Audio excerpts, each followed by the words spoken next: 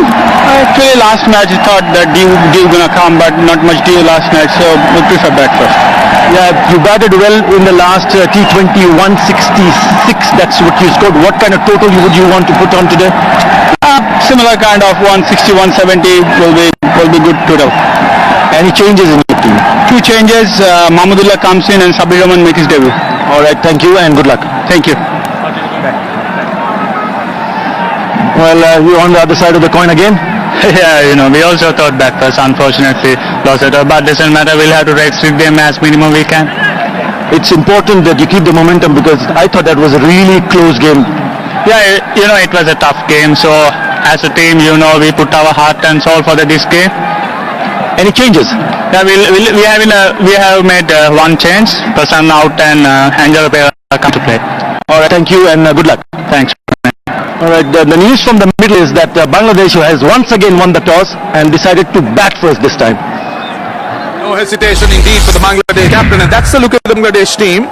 Couple of changes for Bangladesh. Mahmudullah coming in place of Shoaib Ghazi, and also coming in there on the left-hand side at the bottom, Sabir Rahman coming in for his 2020 international debut. He was a star of the Victory Cup 2020 series in December in Bangladesh, the domestic tournament, got 268 runs there, so he's an exciting talent. Mithun Ali misses out, so that means Enamal Haq will keep wicket today. Sri Lanka has one change. Angelo Pereira coming into the 11, playing 11. Sikugek Prasanna is the man to miss out. So the Sri Lankans just strengthening their batting department. They did go with 5 batsmen in the previous game, but in this game they've gone in with the 6 batsmen. Well, it is going to be a huge crowd present today. Take a look at them. They're present in their numbers.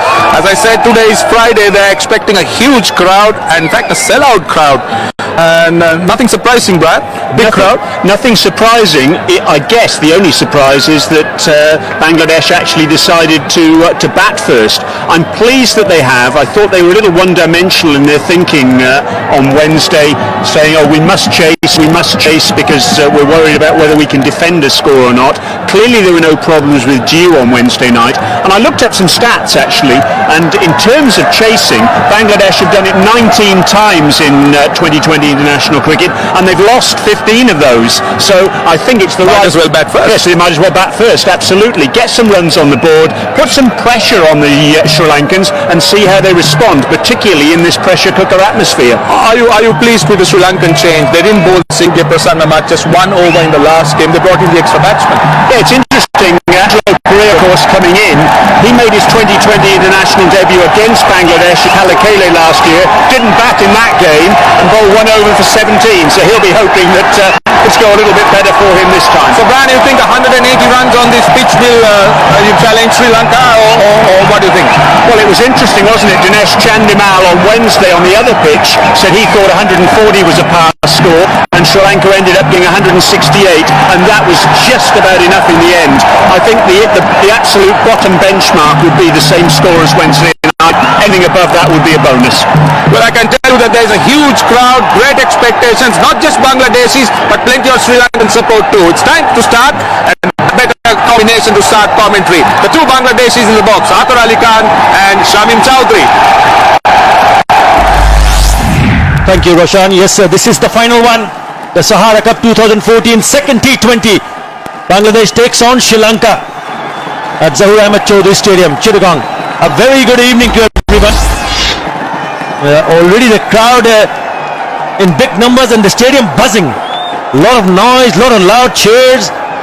And that's what they've come here for. Boom Boom Tamim. And he will open the bat. Local lad Tamim Iqbal, he played really good, I thought. Played with a lot of authority. Played some really good shots and was taken off by a very good catch by Angelo Matthews. Umpires? Yes, Saikat, on-field umpire. Then with him, Anishur Rahman, former international. Tamim Iqbal will once again would like to get a good start for his team. 28 matches for him, more than 600 runs, 350s. Yes, this will get better and better. And one of the new finds, a really good find for Bangladesh. Shamsur Rahman, still in his early career. Yeah, but they did manage to play a good role. As I say, a very good evening to my fellow commentator, Shamim Chaudhary.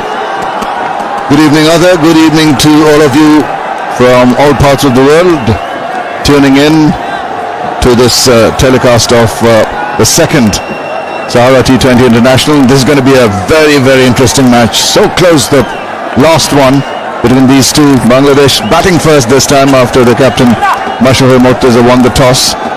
And he would have preferred to bat to the captain of Sri Lanka. Must be pretty pleased to be one up in the series already. Interesting to see that Dilshan has been asked to open the attack for the Sri Lankans. A very interesting change of strategy from the Sri Lankans. Dilshan will take the new ball, the orthodox off spin. We saw it here on Wednesday that there was huge support for the Sri Lankans, and they have come in big numbers today as well. It's Friday, public holiday, and they'll enjoy the T20. They would like to see it rain 4s and 6s here. He will start from this Pahani and Tamim Iqbal will take a first strike. Certainly a very bold move by Dinesh Chandimal. Still a bit of a time left before the umpires signal that yes, for the play. A good strong field on the offside. That's your onside field. There's only one player protecting the boundary. You can only have two. So one at deep mid wicket and one at long off. And others all inside the circle. 4 on the offside inside the circle, 3 on the onside.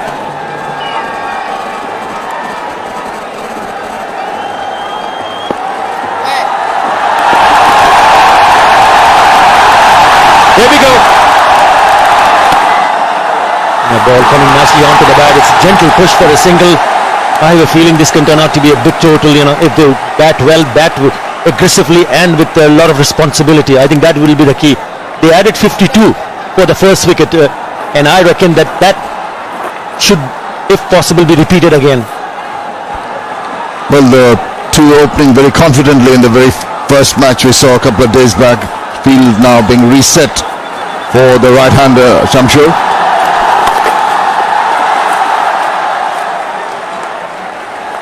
Yeah, they need to be a little bit watchful early on. There's no question about that. Yes, it is the fielding restrictions inside the 6 overs where you find batsmen to play a few more shots up in the air. That's gone. Oh, that's dropped. Lasith Malinga. Pretty good effort, I thought, but he's gone out of his hands. Well, the ploy to put that man inside the 30-yard circle down the leg side at fine leg almost worked, trying to swing it away, and a brilliant attempt. That was hit pretty hard, but unfortunately Malinga couldn't latch on to that one. A stroke of luck there. It's not an easy one, but I thought he miscued that. He didn't hit it with a lot of authority, because otherwise he was targeting the one that should have gone on top of that fielder. Yes, it was there to be taken because it's too wide. A good attempt in the end, one-handed attempt. Not an easy one. He's disappointed. You expect it to take catches like these and like that one. Straight into the hands. Success for Dilshan in the very first over. And you've got to give credit to Chandimal for bringing him on. Bangladesh lose their first wicket. What was Shamsur trying to do? He got away with one just a couple of balls back, and then he's halfway there. Neither here nor there, kind of shot half cock at it. He didn't go full hog and paid the price. Extraordinary. Straight down the throat of the fielder. There are no problems at all for Chandimal, and he's relieved and happy. And Sri Lanka are going to be happy too. They're seeing the first wicket go down of Shamsur Rahman. Bangladesh are 3 for 1.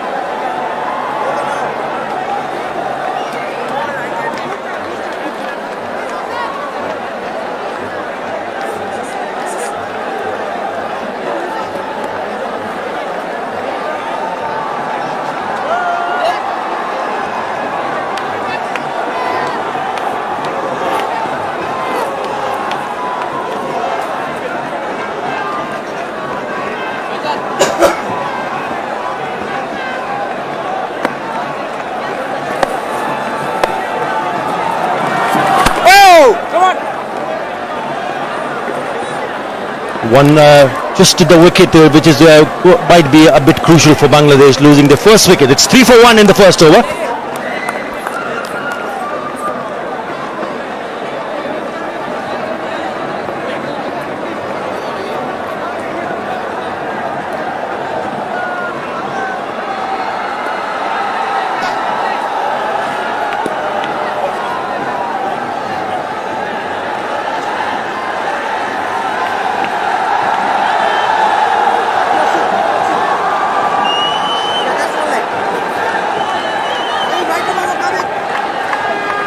Well, certainly Sri Lanka have made a really good start. The man in form, Anamul Haq Bijoy, who just couldn't take his team, got himself dismissed of the last ball of the last over in that particular match on Wednesday.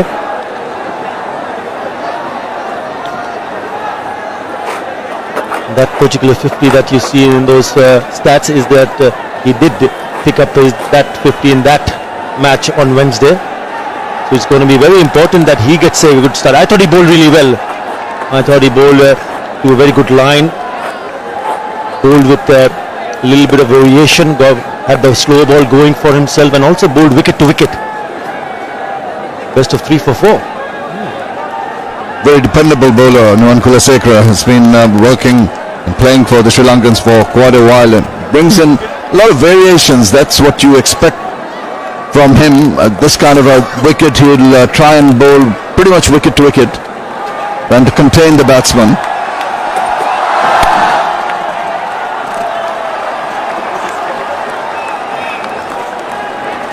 Have another look because he was dropped just a couple of deliveries earlier. And what was he trying to do? It's a slog straight to the hands. I thought it was a little bit too close for him to play that shot. And also the bat twisting in his hand. But that's what can happen. He must be very pleased. I thought he's very impressive in that first T20. Down the pitch, Tamim Iqbal has hit it straight to that fielder. Unbelievable. Ajanta Mendes is the fielder. Just for a moment the crowd was thinking that ball might have gone out of the park. No, it has not. It has gone to the safe hands of the fielder. Much to the delight of the Sri Lankan supporters here, but Tamim Iqbal again charging down the wicket. Again the ball a little bit away from his body. They know that he's susceptible to wideish delivery outside the off stump, and the result was this. See, he was away from the body trying to play at that ball, had to reach for it, didn't have the control, and the easiest of takes there for Ajanta Mendes. Big strikes, 2 in 2 overs. Bangladesh in all sorts of trouble. With Tamim Iqbal gone for 2, Bangladesh are now 3 for 2.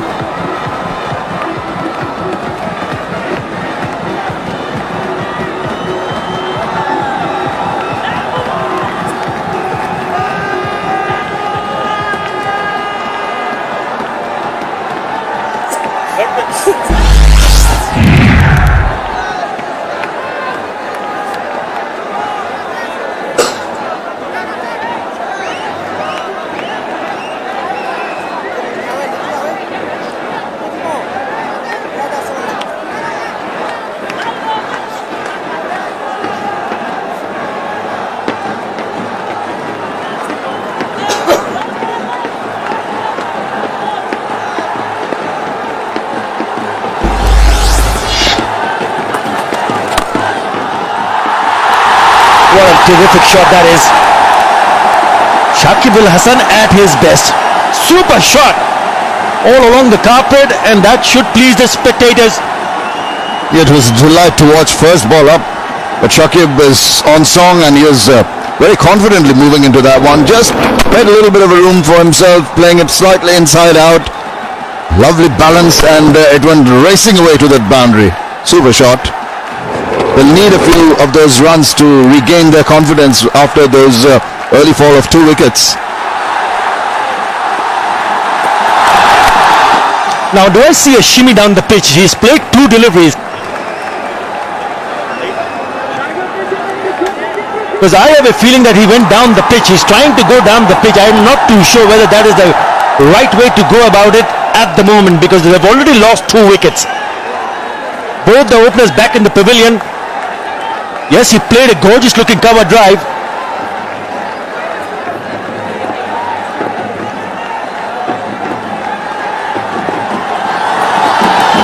Now that's gone up in the air. And it just saved straight down. Back past the bowler. 1 bounce to the fence. So he's already decided that he will go and play for his shots. Well, in a completely different mindset, Shakib Al Hasan, you don't often see him charging after the bowling like the way he's done. He's come in with the purpose and is delivering. Look at this one. He's hit it straight back. Didn't seem to get enough bat on ball. Still had that bat speed to take it. It was hit very hard and almost went for the maximum. So look at him. Yeah, he is deliberately playing that.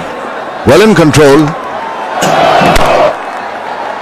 He did get the bottom part of the bat, but had enough legs. That's Lapish. It's gone. It's beautifully played onto the legs. Another boundary. So that's 3-4 for Shakib Al Hasan. Bangladesh 15 for 2.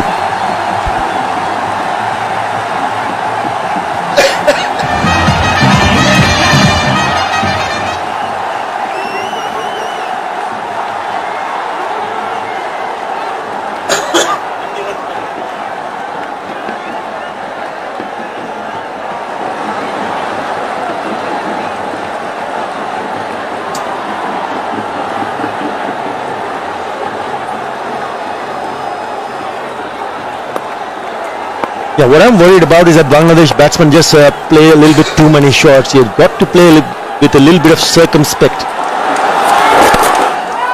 Yeah, they need to show responsibility. Somebody has to take the responsibility on his shoulder, more than capable of Anamulak Bijoy, but you'd expect better presentation of what he does in the middle from Shakib Al Hasan. That's a lovely shot. That is a beauty. Couple of bounces over to the fence. He's one of his top shots. We saw him play that day before yesterday. It was a treat to watch that shot. It was lovely follow through of the bat. He struck it truly.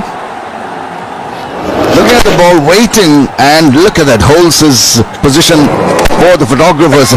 Delightful shot, well in control, inside out. Couldn't be better. Last 7 deliveries have fetched Bangladesh 4 boundaries. But the problem is they've already lost both the openers. That's the reason why I'm suggesting that perhaps they can just take a little bit time. Well, he's gone. Nobody's going to listen to me. Has gone all the way. On to the stand. That is a biggie. Sure is. Goodness gracious me. The crowd are in raptures. And why not? Because it's completely turned around, these two. Initially in the last over, Shakib Al Hasan, now Anamulak stepping on the gas, bouncing down the wicket, getting to the pitch of that ball and striking it truly. What a big shot that was, and it went for the maximum. It went 4 rows into the stands, and next one is over the top too. It's another 4 runs. He's on the charge. Electrifying start from Bangladesh. Yes, they've lost 2 wickets. 26 runs coming in the last 9 deliveries. Fantastic effort. I did mention that during my pitch report that batsmen will be licking their lip because this is such a good batting track. Yes, they've missed out the openers, but that doesn't mean that Bangladesh does not score heavily because they have the depth. That's gone into the same direction. That's gone even bigger. What a shot that is from Anamulak Bijoy. 20 run in that over. Bangladesh after 3 are 35 for 2.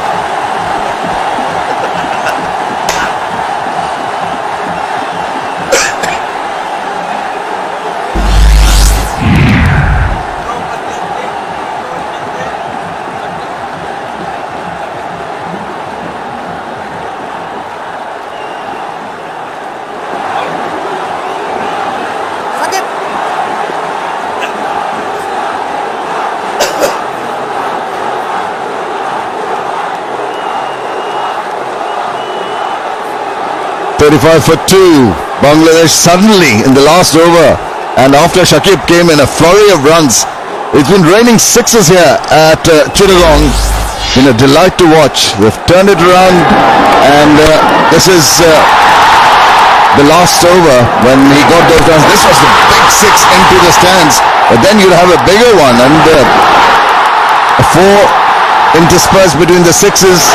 There he goes, big one, and delight for the crowd.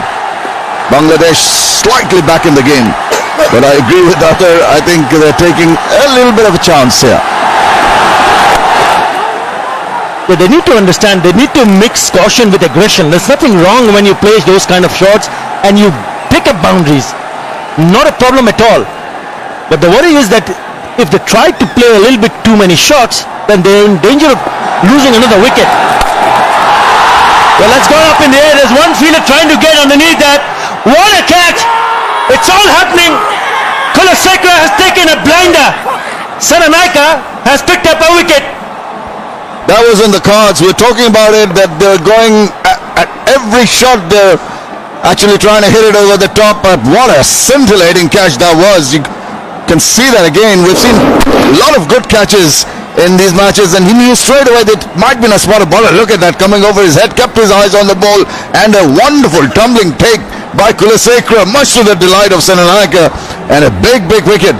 Shakib Al Hasan was looking good, but he didn't stick around for long. He takes that long walk back to the pavilion, very disappointed, just scoring 12 runs of 6 balls. Bangladesh lose their third at 35.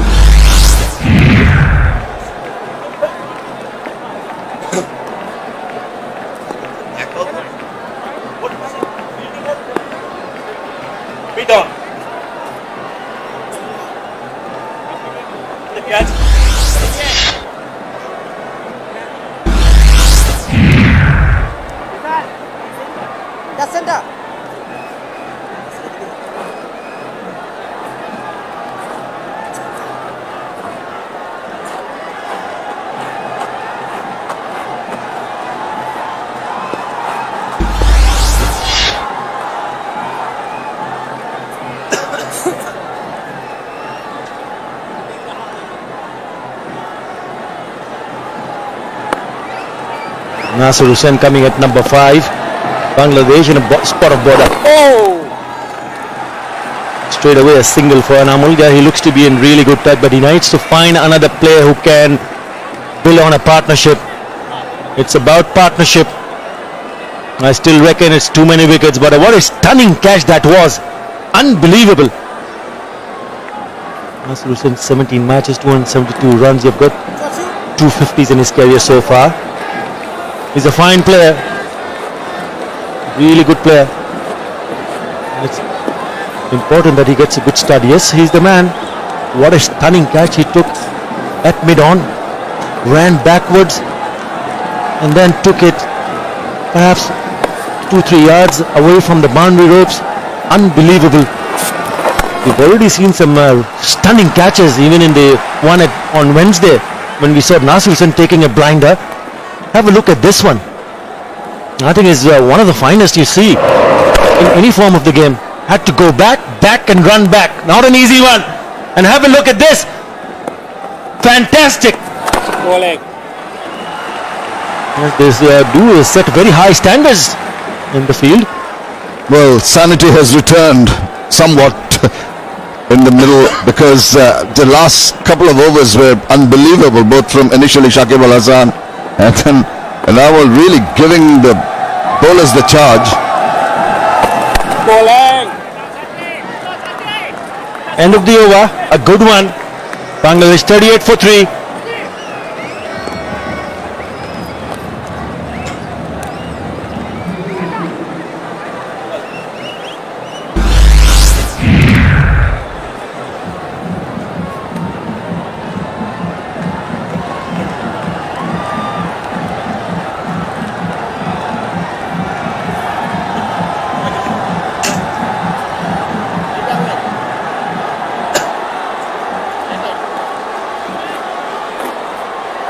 Only the 3 bowlers are used so far, and everyone has been successful so far. A wicket each. So changes from each end. Lasith Malinga. I thought he bowled really well as well. 50 matches. This is his 50th T20 match. And there's another gentleman who is playing his T20 50th match. That is Kumar Sangakkara. Oh, nearly going through and rolling onto the stumps. So close yet so far. Well, he must have had his heart in his mouth for a while. Look at this. He just dabbed it down. The ball kept on rolling and getting closer to that stump cam. That means too close to that stump. And he tried to rush back. If it didn't go past, he might have been out. So, fortune there. Well, they need a bit of luck today because they've lost some early wickets. Time to make amends. Settle down.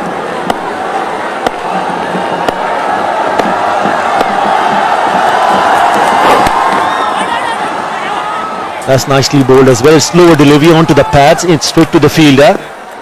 They've been outstanding. Sri Lankans has given away boundaries, but they've also sent back. The first one was Shamsur Rahman straight into the hands, and then Tamim Iqbal cutting loose, slicing it, and then the third man gets caught. And this is Shakib Al Hasan. After the partnership was really, look at that catch. It's a stunning catch. Kulasekara taking a blinder. It's all happening. Oh, beautiful delivery. That was quick and it moved away from the right-hander. Virtually unplayable.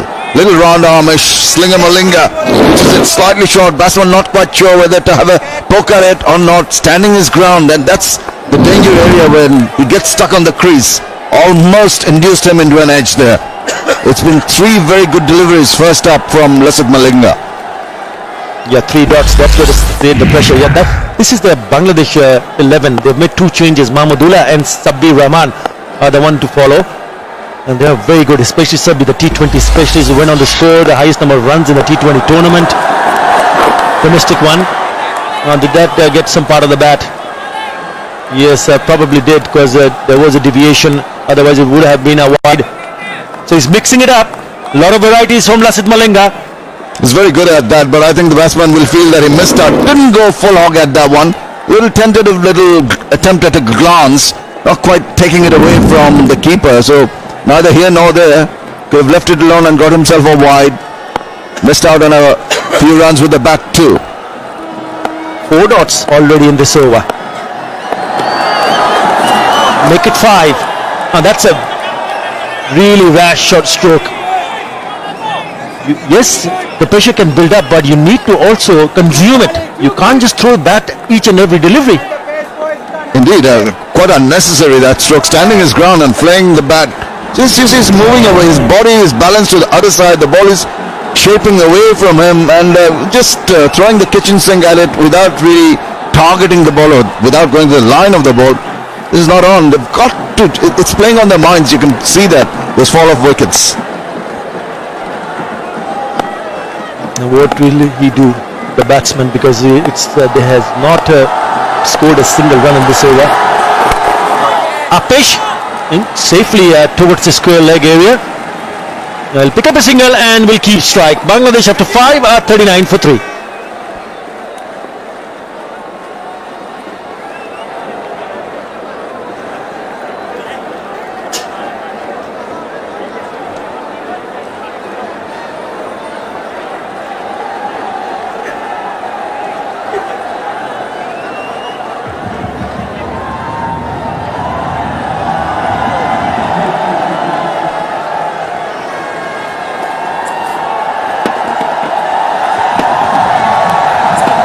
What an interesting first 5 overs we've seen. Fall of wickets, flurry of runs, new over. And just dabs that away and goes through for a run. Chance here, if it was a direct throw, it could have been interesting. Right, so we're into the 6th over. Time for change of voices up here in the com box. It's going to be Roshan Abhisenge alongside him, Brian Murgatroyd. Thank you, Shamim. Yeah, it's been an eventful start. Bangladesh just went hammer and tongs at the Sri Lankan bowling, and then the Sri Lankans have come back. And that was that last run, and they managed to kind of curtail Bangladesh. But the question is, have they lost too many wickets in the first 6 overs?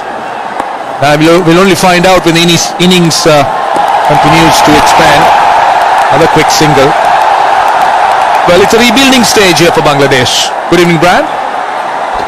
Good evening, Roshan. Good evening to all our viewers around the world, wherever you may be. What an electric start to this match.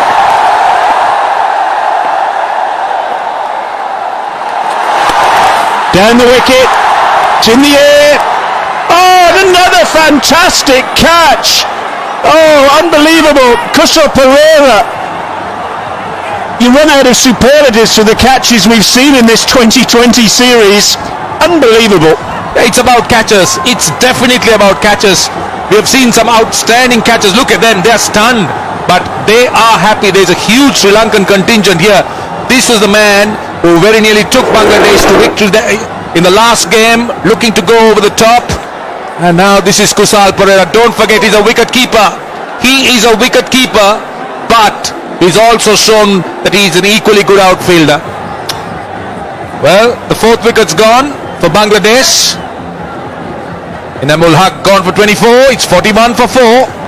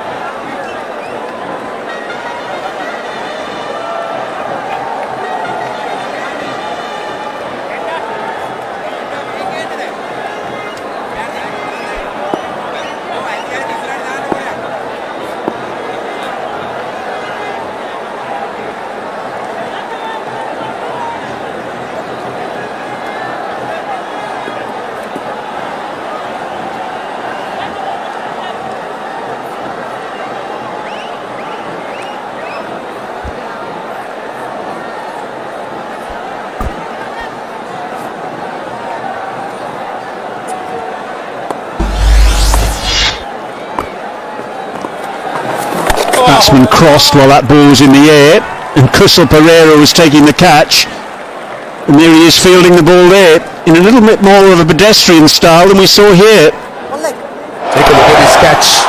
What an outstanding catch. These two T20 games have produced some brilliant catches, and that was, well, how can you pick which is the best? Because they've all been equally good. Some brilliant Bangladeshi fielding, and the Sri Lankans too have been outstanding with their catches. You can never put your finger on a particular catch and say that was the best, because they've been all good.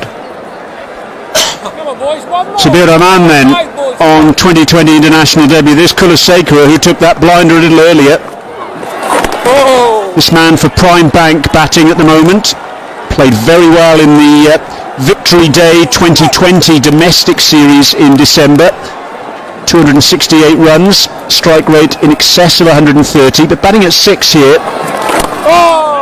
And very watchful.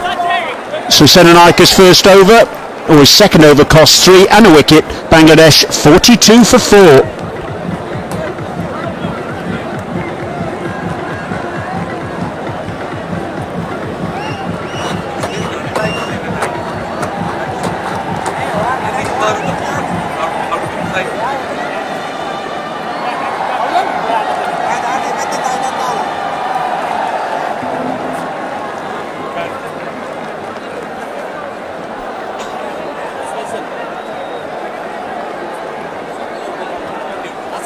That's the end of the power play then. Bangladesh winning the toss, deciding to bat, 42 for 4. And Angelo Matthews coming into the attack. He has opened the bowling on occasions in the past, but now bowling outside the power play overs, so the field can spread now. We've got 4 fielders at the moment inside the circle, and the rest in the country. Long leg, deep mid-wicket, long on, deep cover and third man. Nasser Hossain then, a lot now resting on his shoulders.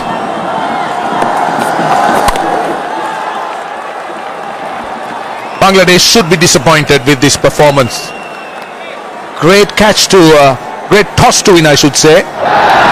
And just take a look at these two catches. Now this is also not an easy catch. Nuwan Kulasekara had to run back.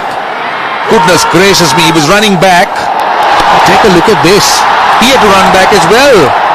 And then leaping, diving, and just took an outstanding catch. Just unbelievable. Oh, that's a good shot. That is a very good shot. They'll only get a single. They'll come back for two. That's really good running. Taking on the arm of Kusal Pereira. The deep cover. He had to make ground to his left, so it was onto his wrong side. That's good aggressive cricket from Nasser Hussain. One thing T20 cricket has done for the game is the levels that it has brought this, all three formats, all three versions of the game, that is batting, bowling and fielding. Particularly the running between the wickets, the fielding, the shot making, the catching, just simply unbelievable. It's just reached a level. It's a very high standard.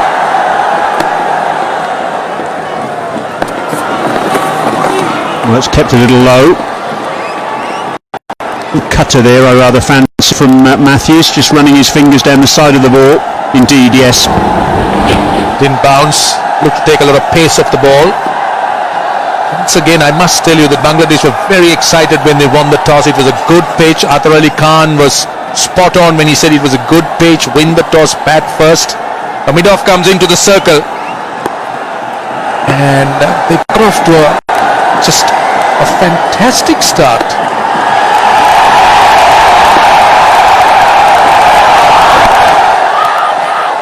Nasser Hussain wants the single. It's not there. I just wonder, big crowd in this evening, Roshan, whether adrenaline perhaps got the better of the batsman. Yeah, I also need to rephrase or explain myself when I say they got out to a fantastic start. They lost 2 quick wickets, no doubt. But look at Animal and Shakib. They just took on the bowling, dominated the bowling, and they had to just kick on, continue. They were playing too many shots, and to their bad luck, they got out to 2 outstanding catches. It's good bowling this straight away from Angelo Matthews, mixing it up, maintaining a good line on or around the off stump. Vastly experienced, of course. First smashed into prominence during the ICC World 2020 in 2009 in this form of the game. I remember he got 3 wickets in 1 over against the West Indies at the Oval. Yeah, I think he opened the bowling on that occasion. It was a real shock for the West Indies in that match. Glanced away by Nasser Hussain. He'll keep the strike. He looks for a second. It's not there. 3 off the over. And Bangladesh now 45 for 4.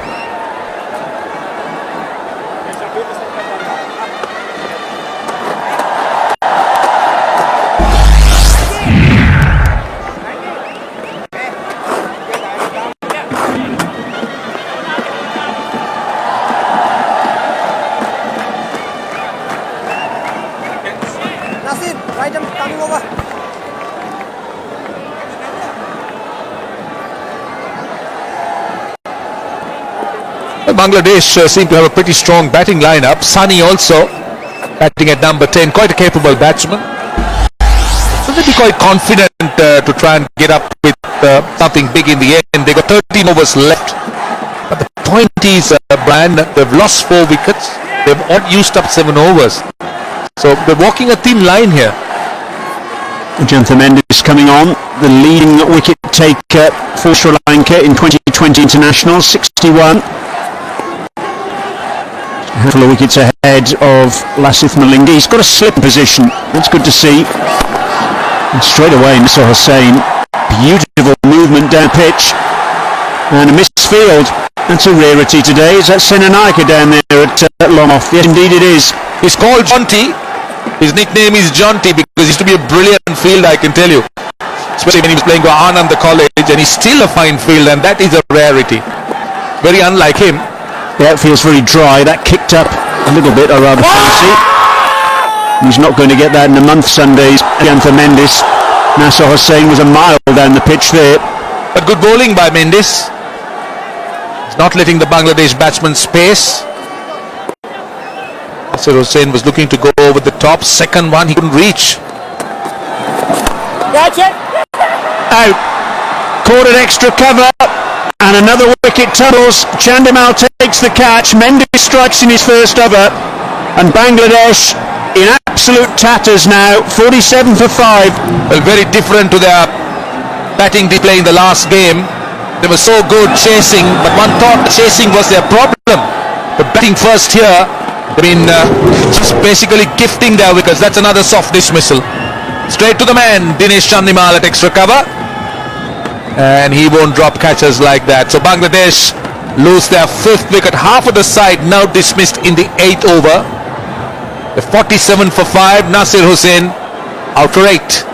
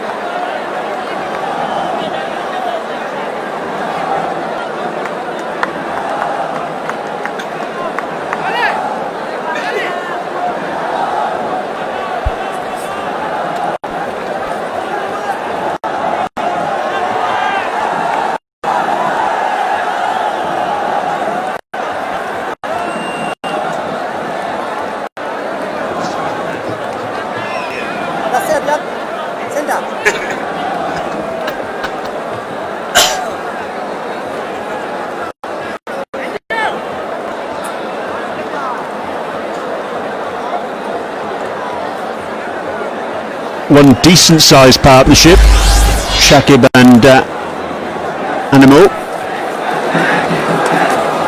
32 from just 12 balls. The new batsman is Mahmudullah. He's having a tough task here because he's batting with in fact, the Bangladesh are already into the second half of their innings and not even halfway through in the overs. This is just the 8th over and they've lost 5 wickets. So what would they have to do here now? They'll have to make sure that they bat the 20 overs. So if they're batting the 20 overs, they can't take too many risks, they can't play too many shots. So it is a tough call for the batsman. Short mid-wicket comes in now in addition to the slip. Sri Lanka hunting for wickets. I must say, that last dismissal that we saw, Nasser saying, unfortunately he didn't stick or twist. He's either got to go over extra cover or keep the ball on the carpet. In the end he did neither, and comfortably caught by that man there. Glanced away fine. Mahmudullah off the mark. They'll pick up 2 and that's all they'll get. End of the over. It's 49 for 5.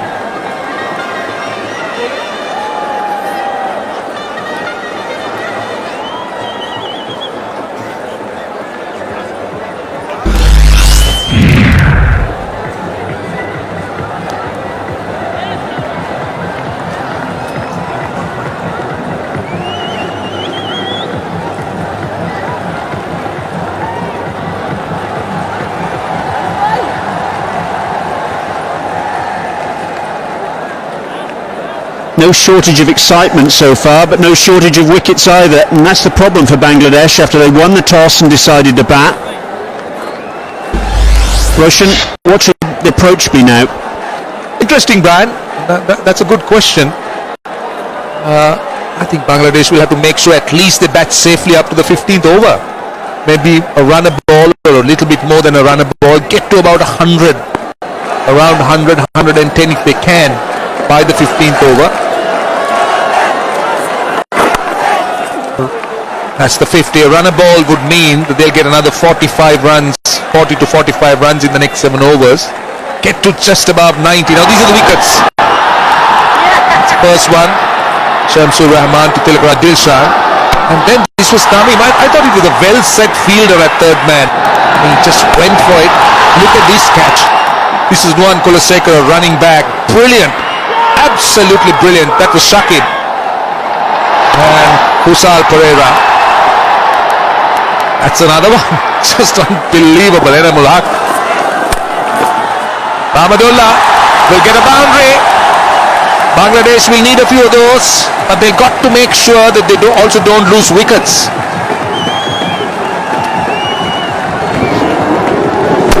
Pulled away by Mahmudullah. It wasn't all that short. Lots of bottom hand. Once he beat the fielder inside the circle. Little cutter there from Angelo Matthews and lots of brute force from Mahmudullah. in the side today in place of Shoaib Ghazi. So he'll bowl his off spin a little bit later on as well, I'm sure.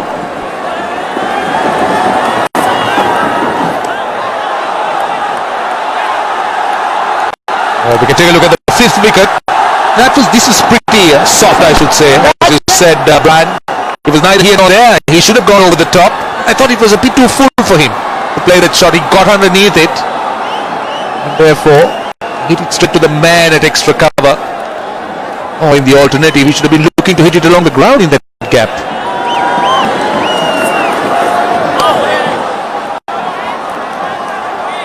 Mahmudullah on strike, but Sabir Rahman is the non-striker. His 2020 international debut today. And this is what you call really a pressure cooker situation for the 22-year-old. Start of the Victory Day 2020 series in December. But he batted towards the top of the order there, coming in at 6 here, but at least he's got a little bit of time to find his feet. Glanced away by Mahmudullah. Interesting, I guess, as well, seeing Sabir Rahman in here, particularly today of all days, because he's a former Bangladesh under-19 player, played for them in the under-19 World Cup in 2010, and of course today is the first day of the ICC under-19 Cricket World Cup in the United Arab Emirates. So here's someone who's graduated from that to the top table. It's kept scoreless from that delivery though. 6 off the over from Angelo Matthews. 55 for 5 after 9.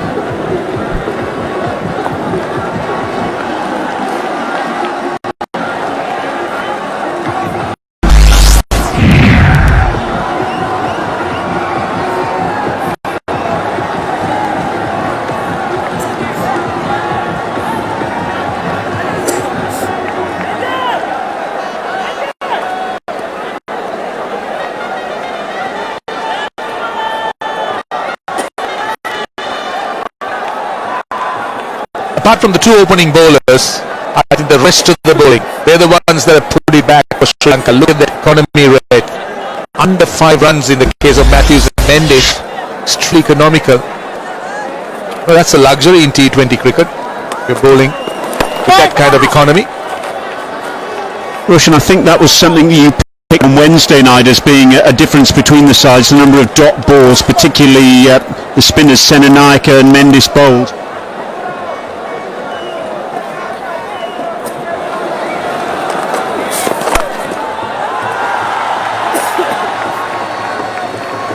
In fact, our statisticians just passed us a very interesting piece of paper from Wednesday night's 2020 international. Bangladesh, they bowled 34 dot balls, Sri Lanka bowled 45, and in a close match as that one was, that was the ultimate difference.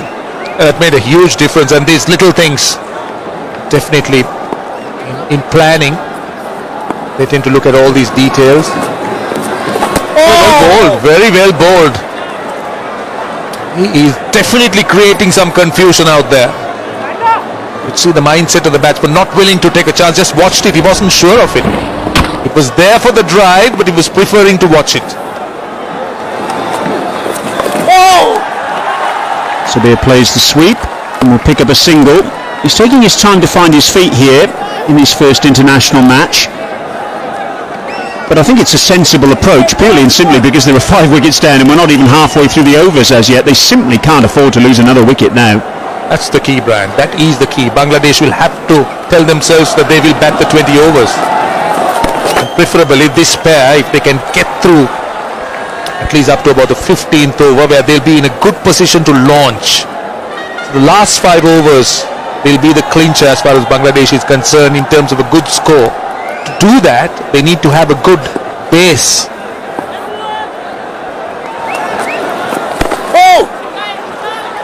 They're looking for 2 here, and they decide against it. Kusal Pereira coming in off the deep mid-wicket boundary does well. 10 overs gone then. Bangladesh won the toss and decided to bat. They're 59 for 5.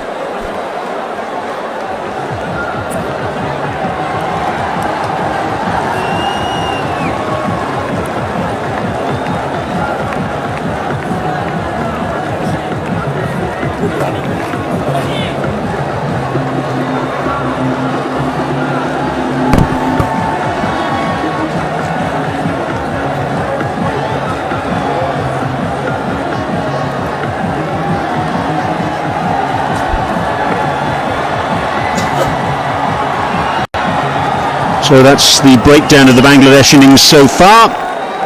Halfway through it in terms of overs bowled, and a change up here in the commentary position. Taking over, it's Atta Ali Khan and Shamim Chowdhury. Thanks very much, Brian.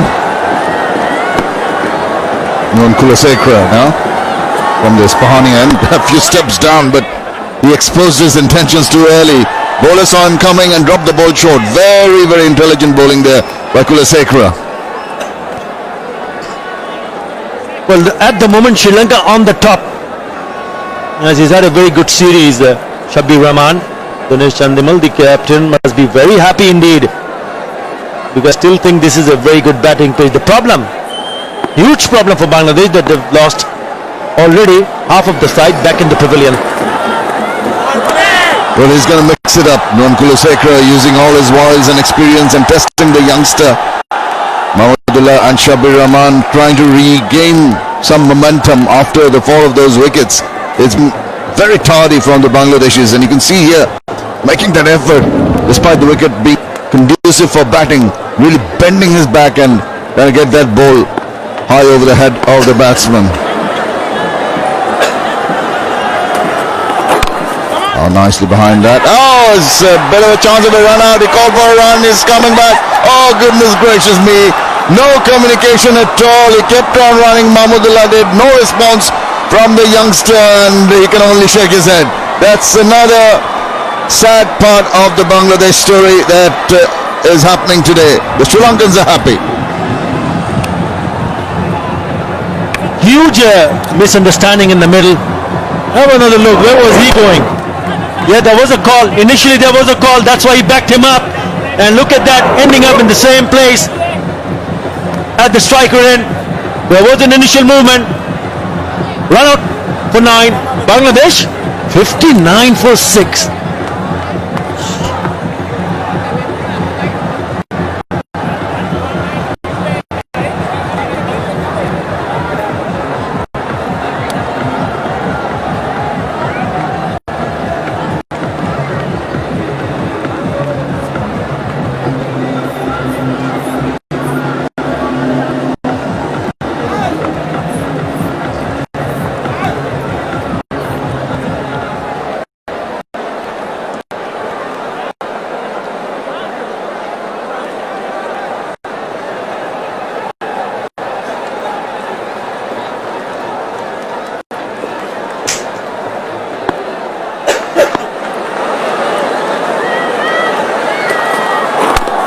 Tuck around the corner, going to get a single, thinking of a second run, and they're going for it. Here comes the throw to the bowler's end. A direct one might have been interesting.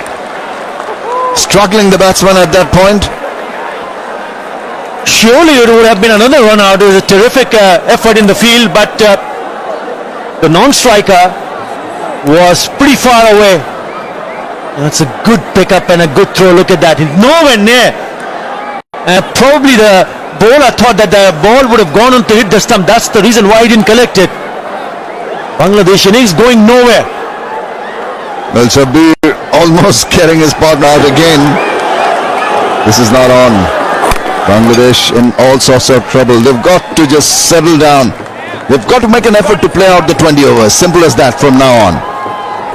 And they've only got themselves to blame, because I thought they played too many shots in the air. That's the wicket. There is a bit of a... Yes, he does go out of his crease and then decides to stay back. But look at Mahmudullah Riyad. Wilshan had no problem whatsoever. He will be very, very happy indeed. Terrific performance so far from the Sri Lankans. He's very focused. Just a flick around the corner for a single. You've got to stabilize the innings, really. You've got to tell yourself as a batsman that the wicket's perfectly good, so just stay there. 11 overs completed, 63 for 6.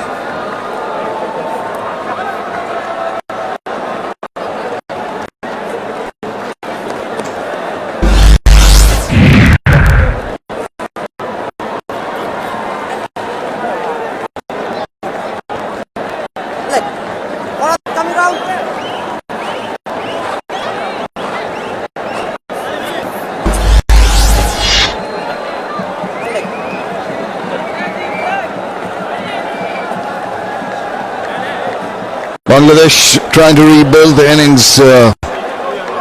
Farhad Reza will be hoping to smile to her lips because there's not been enough to smile about for the Bangladeshi supporters.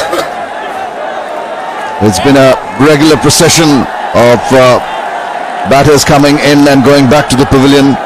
A lot of anticipation after their very good performance in the first T20, but really in this innings they've really fallen apart. Yes, there's no harm in playing shots.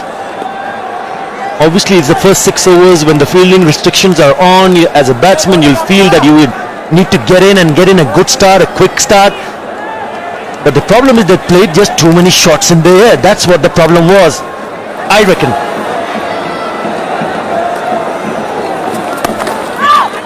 I don't know what they had for lunch, but it can't have been something very satisfying because they're all very edgy. Right from the word go, Tamim Iqbal going for the big shot, Shamsur Rahman, then Shakib Al Hasan, and also eventually Anamul. Surprised us all. Yeah, I think the case in their favour, if I may say so, because once they went down to bat in that pitch, must have felt that yes, they can back themselves with playing few shots. And this is turning out to be a very good over. 4 dot deliveries. But as a batsman, when you think that yes, you can clear the infield, then your shot selections have to be perfect. That didn't happen. In the first 6 overs, they were already 42 for 4 with 5 fours and 2 sixes. Deliberately guiding that fine. There's a chase on here for Lasith Manlenga. It's going to be touch and go. He's just going to ease off before it reaches the ropes, and he saves his team a run. So that's the way to go about it now. As we're talking about the batsmen attempting the big shots and not really timing them well, finding the fielder. Some spectacular catches taken by the Sri Lankans, unbelievable catches, and that's also been an important part in the downfall of Bangladeshi batters so far. Sweep and appeal, no response from the umpire, and that is the end of the 12th over. It's 66 for 6.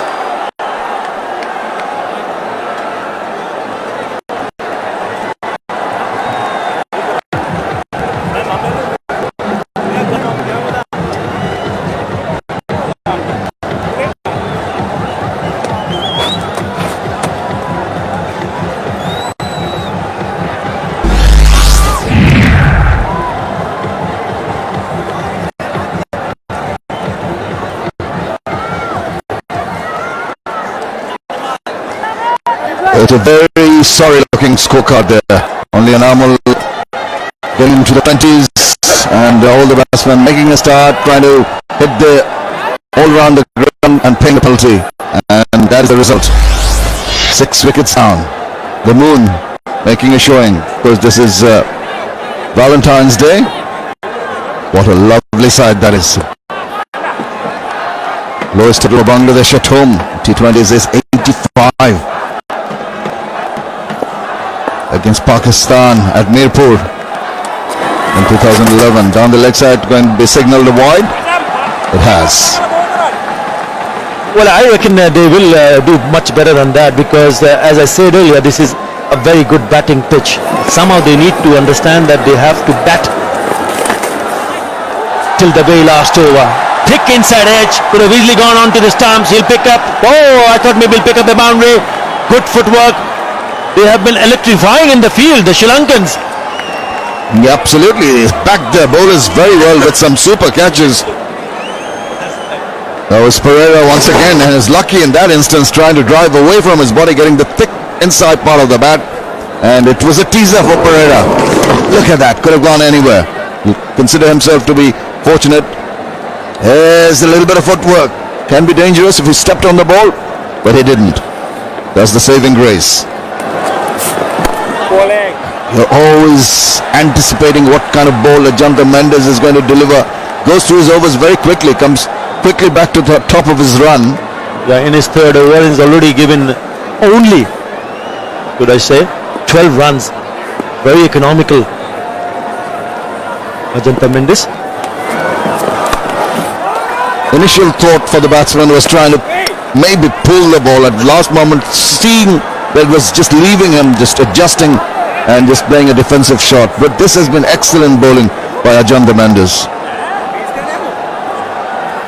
And that's a lovely sight, isn't it? I don't remember that young when I went to one of the games. A lovely crowd, terrific crowd. They will be very, very disappointed. Once again, down on the leg side, thinking about a single which is not there. Thankfully, decided not to go after it. Lasith Malinga has been placed there after that inside edge, and a lot of support here at the Zohar Ahmad Chaudhary Stadium, and it's been very, very disappointing for the crowd. Yusuf Faqih again, he saw him coming, up the ball short. Wonderful bowling. So there was a lot of noise and shouting and cheering when they started to bat, but all of a sudden it's the Sri Lankan cap which are doing the same thing. Terrific stuff. An appeal, bit of bat onto the pad, no response from the umpire, and that is the overdone and dusted. 13 completed, 70 for 6, Bangladesh.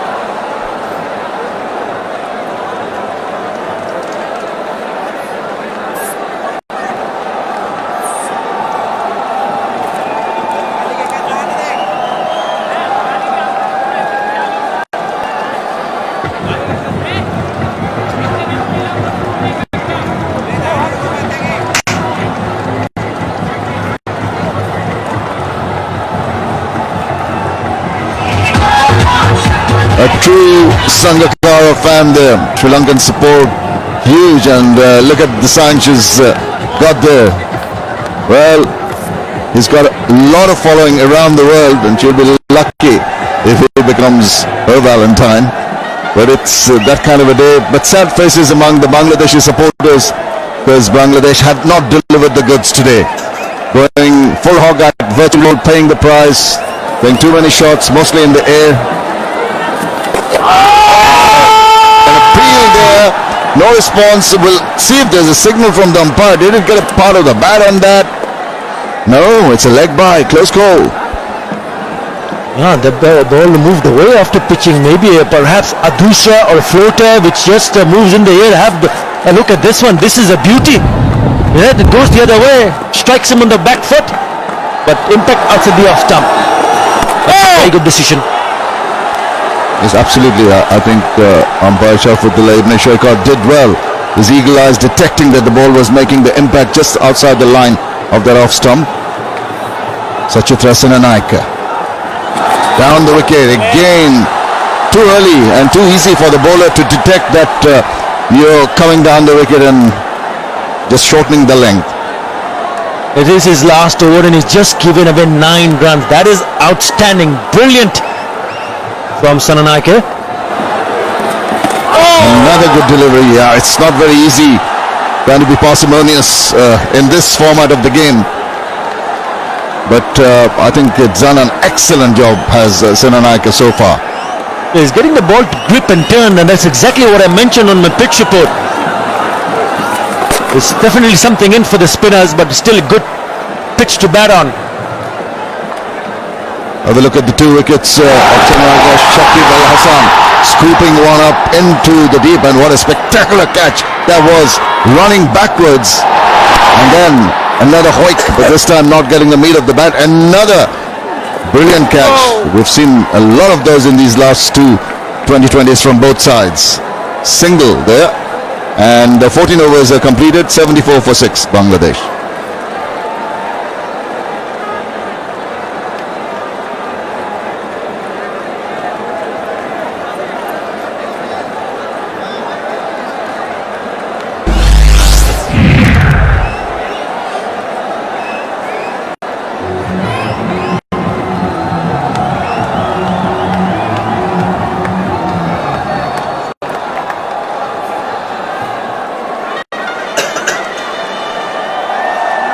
Well, not too many partnerships, as you can see for yourself. Shakib Al Hasan and Enamul Haq did build up. That 32 is blossoming nicely, but then again guilty of playing some shots that were unwarranted and paying the price. Bangladesh trying to claw back into this game. Oh, that's possibly an inside edge. Is there going to be a signal from the umpire, or is it going to be a leg by? It is a leg by. Suchitra Senanayake has been absolutely marvellous, very parsimonious, very miserly, and has bowled his quota of 4 overs. And there you go, confirmation of that. 2 wickets for 11 runs, 2.75 Arthur. Yeah, he's got 15 dots in that 4 overs that he bowled. That is outstanding effort. Well, I'm not taking anything from the fielders. It was the fielders who came out of nowhere and took some sensational catches. Saw that happening in the first T20 match when Nasir Hussain took a blinder, but some really good ones in this match. One from the bowler himself who had to run back, and we saw earlier Kushal Perera taking a good one as well. That's gone up in the air. Might fall in the no man's land. Yeah, just not close enough. Well, that's a bit of luck. 3 fielders were converging on it and everyone looking up. No one really made a desperate attempt at that one, and that has been very fortunate for the batsman. Sangakkara is not too pleased. Kapil standing his ground. Again, not really getting the meaty part of the bat, getting the elevation, not the distance, and very fortunate that it fell away from that fielder coming in. Could have been disaster. Now getting bogged down, you can be forced into that kind of a shot. An attempt there by Tilakaratne Dilshan. He's so agile in the field, not quite getting that ball. But talking about dot balls, Sri Lanka have already bowled 50 dot balls in this game so far. This is the 15th over, and I've just been informed by that at the score of 78 for 6, they had bowled 50 dot. That's incredible. Out of the 87 balls, 50 balls, majority of the balls, the dots are again a dot. So they mean business. Hang on. Spoke a little bit too soon. He signaled that a wide. Didn't please Kulasekara is smiling and is asking umpire Anisur Rahman, was that really a wide?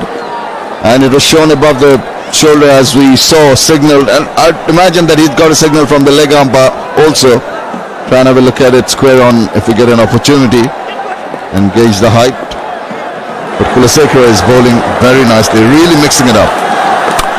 That's in the slot and that's put straight into the hand of the field. Soft dismissal, that was on the cards. He was getting bogged down and he's going for the shots, and Chandimal takes an easy catch. Yeah, once again stunned silent, but not from that camp, not from that group of Sri Lankan supporters. They're loving it, and why not? They've picked up another Bangladeshi wicket. Pollard is struggling against the spin, straight into the hands at short cover. The captain himself says thank you very much. Kulasekara picks up another wicket. Pollard is gone for 9. Bangladesh in deep trouble at 80 for 7.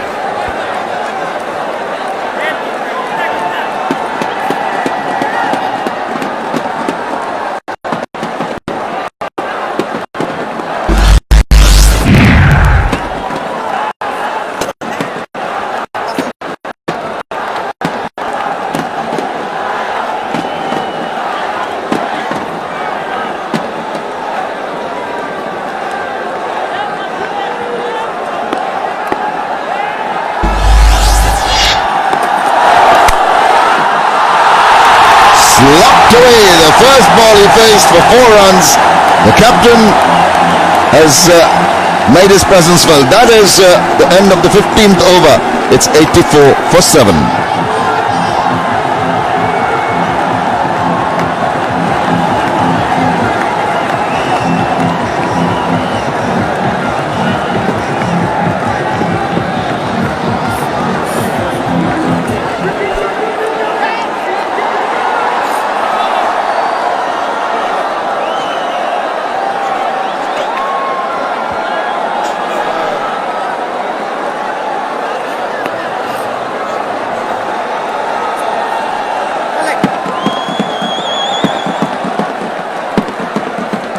Lovely scenes here in Zohar Ahmad Chaudhary Cricket Stadium, but things not going well for Bangladesh. 84 for 7. Change up here in the com box, and it's going to be Ron Murgatroyd and Roshan Avisinghe to take over. Thank you, Shamim. Lasit Malinga Comes on for the 16th over. Bangladesh into the last 5 overs of the innings. And he is going to be a tough customer to deal with. 84 for 7, Brian. I'm afraid Bangladesh well short of what they would have been really looking at. Most definitely. We were talking before the match, weren't we, about what a pass score would be. Atta Ali Khan was saying what a good surface this is, the same surface that was used for the test match. And in truth, I don't think we can attribute any of the dismissals to the surface. It's been down to slightly over-adventurous batting. Lovely bowling by Lasith Malinga. He's mixing it up quite well. Really bowling that cutter quite judiciously. Mixes it up. That's what makes this man such a good bowler. He could bowl so much of variety. The wicket Yorker, the slow bouncer, the quick bouncer, the slower ball with no real change of action.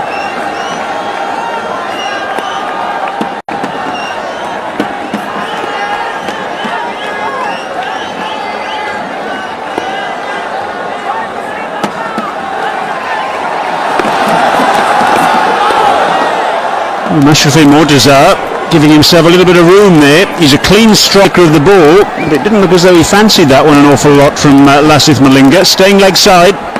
Yeah, got the feeling that he backed away, definitely backed away. What they're trying to do, he was in two minds, he was completely beaten. Didn't expect the ball pitched up. Possibly looking for expecting the shorter delivery.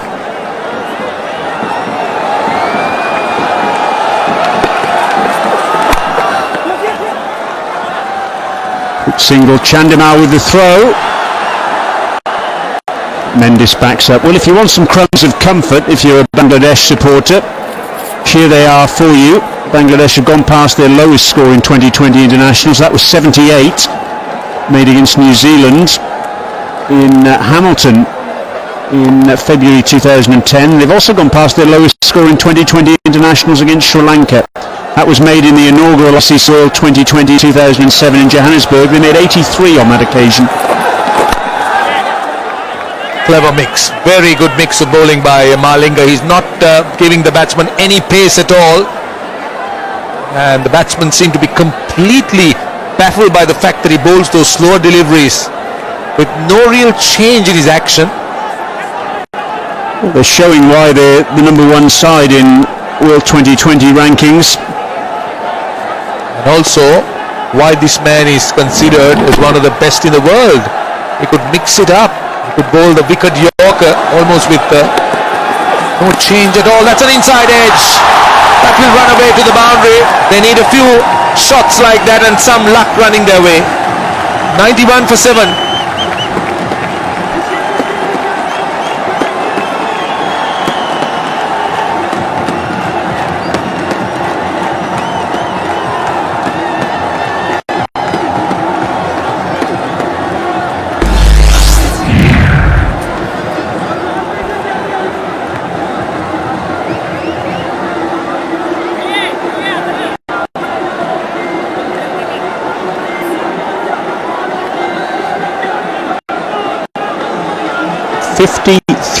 .dot balls.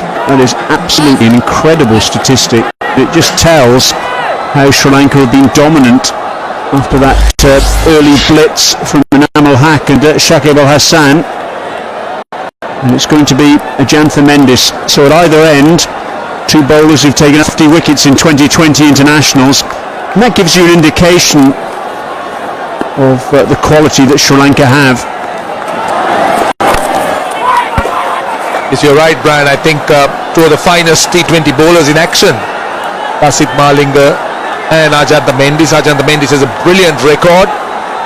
He's got 2 6-wicket haul already, and he's got a brilliant economy rate. That's a poor delivery. Will only fetch him a single. He's talking about experience.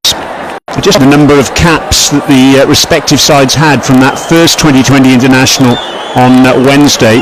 Sri Lanka 340, Bangladesh 124. Yeah, definitely, because the Bangladesh Sri Lankans are, as you said, the number one side in the world T20 cricket. Oh, that's clever. He's looking to run it down. I'm not very sure whether he read it off the pitch, because it went the other way. He would have been expecting it to come straight through. The pace, in fact, it bounced on him. Made a bit quicker.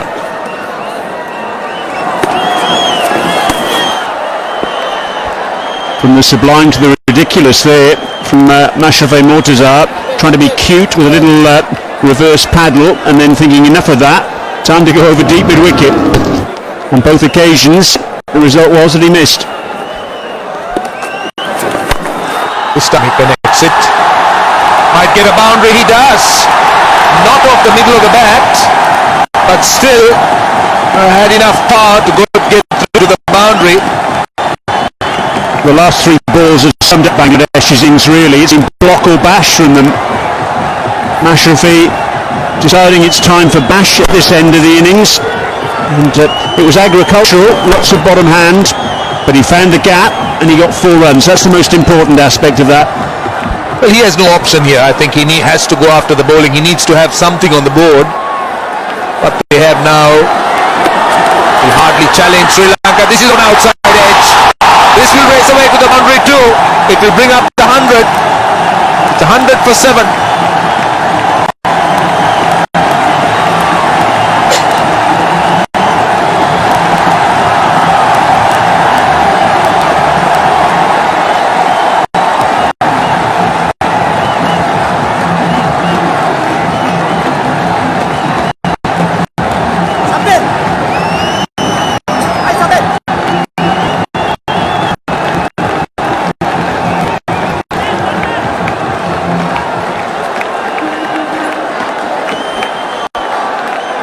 Three overs to go then. Bangladesh supporters won't be dismayed. They're still making plenty of noise. Here's the boundary off the last ball of the previous over. If you're going to swing, swing hard. That's exactly what Mortazar did there. And he got some good fortune. Lasith Malinga then, a change of ends for him. He's now going to be bowling from the FMC paint end.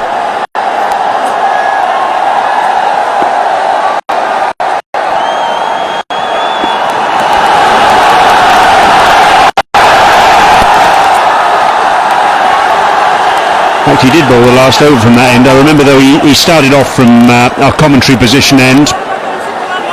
We're at the Ispahani end of this venue. Lasith Malinga, this is only the 4th 2020 international between these two sides. He is the only player to have played in all 4 from either side. What could I say, Brian? You seem to be knowing so much about this game. Tell me what you don't know. How long have you got? As long as you want, I'm fine. Oh, swing and a miss. It won't be easy to swing Lasith Malinga. He mixes it up so much. He was going for that leg stump Yorker. Mashrafe had given himself room. Pretty unlucky that he couldn't really put back to ball on that occasion. It was a low full toss.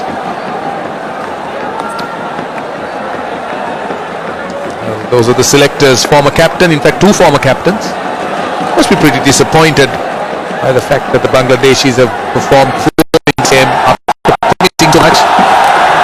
Oh, bowled him! That was coming. He was backing away too much. Not with the bowler of Lasith Malinga's caliber who could bowl those Yorkers. You miss, I hit. That's Malinga's mantra. Look at that for Yorker, pitching right on the crease. Mashrafe Mortazar giving the bowler a full view of all 3, and Malinga hits the base of the middle stump. So Mortazar out for 17, the captain goes. Bangladesh 101 for 8.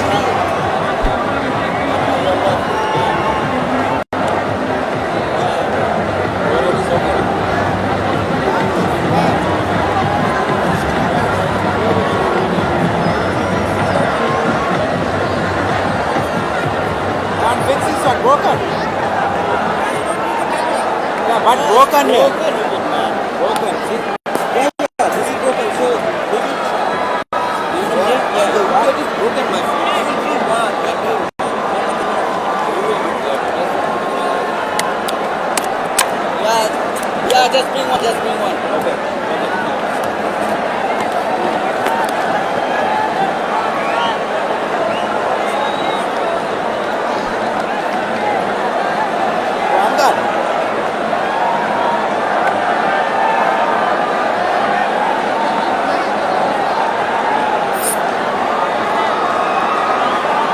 Well, Chittagong has a very strong Sri Lankan support, plenty of students, lots of people working in Chittagong, and they are here in their numbers, and they've certainly turned up on this holiday, and they've got their money's worth, I can tell you. They did come here expecting Sri Lanka to put up a better performance than in that last game, and so far, well, this game is a funny game, anything could happen, but so far, Brian, I think they should be quite pleased with the way the Sri Lankans have bowled and fielded.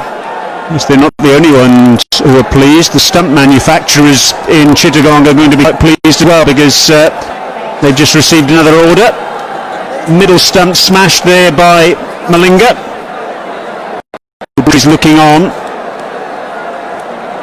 And a little bit disappointed, I'm sure, with what they've seen thus far from Bangladesh. Plenty of cricket to come here, though. The Asia Cup to follow. 50 over competition. We've got 3 more one-day internationals in this series, of course. That's in Dhaka. Arafat Sunny, the new batsman. Just his second 2020 international. Made his debut on Wednesday. Primarily in the side as a left-arm spinner.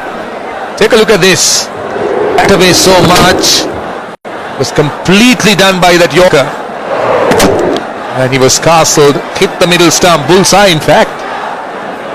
Can't afford to back away too much, particularly against a bowler like Lasith Malinga, who's so accurate. Could bowl that Yorker at will. Sabir Rahman on debut, still there. It's been hard work for him, though. And really, he's between a rock and a hard place at the moment, isn't he? With just 2 wickets in hand. He's a player who's got a whole host of runs in that Victory Day 2020 domestic series leading into these matches. A man in form, but he knows if he pushes the accelerator, it's basically the end of the news as far as Bangladesh and their batting lineup is concerned.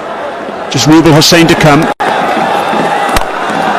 It's a nice shot, though. Mid-off is up in the circle, and that'll be 4. Lovely way to end the over. A quality straight drive.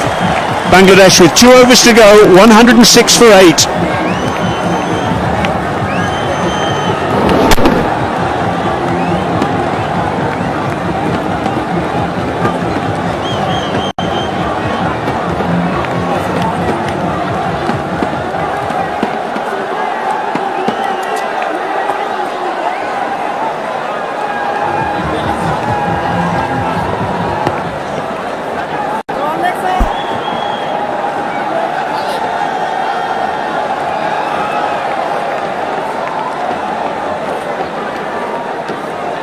Nuwan Kulasekara, a couple of wickets for him, plus that astonishing catch earlier on.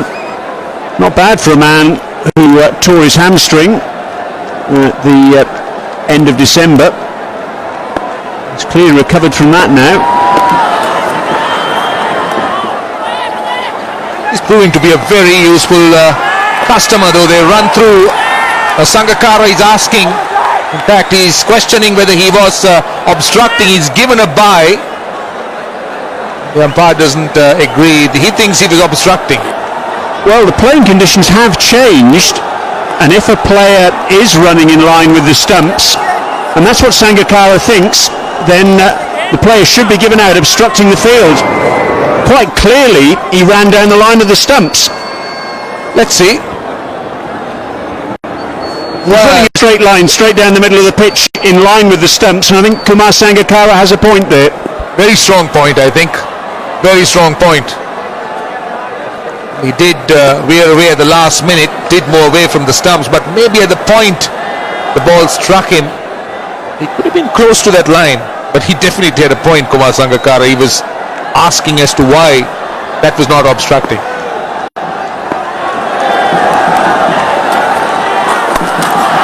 Slower ball, but the line was wrong from Kulasekara, especially with fine leg up in the circle, and that really was a gimme.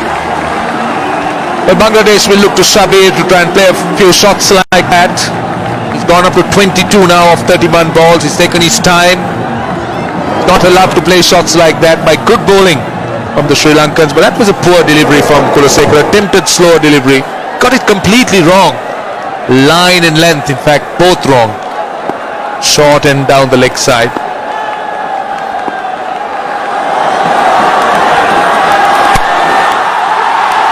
Full in length, full toss in fact, and a misfield out there by Kusal Perera.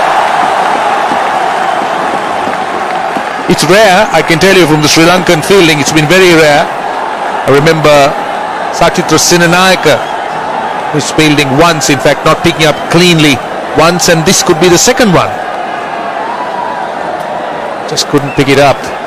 Love the batsman to come back, but to Bangladesh will be grateful for that extra opportunity to have Sabir on strike. Very full in length and drilled down towards long off. Senanayaka's down there, doesn't misfield on that occasion. Well, Sri Lanka got to the final of the ICC World 2020 in 2009 and missed it against Pakistan. Got to the final in 2012 on home soil and missed out against the West Indies. Is it going to be third time lucky for them here in Bangladesh in March? All Sri Lankans will be hoping. It's not just in the 2020 that they missed out. They look a well-drilled side though, don't they, Roshan? They are, in fact, they are a good side. It's just that they have not been able to get over the line in those finals. Look at this catch. We're just taking a look at what Nuwan Kulasekara has done. He started off with his brilliant running catch. That's just simply outstanding. Running back, and this is the wicket he got. So he's played his part. And don't forget, he got a very crucial little 30 in that last game. Once again goes past the outside edge. It's 114 for 8.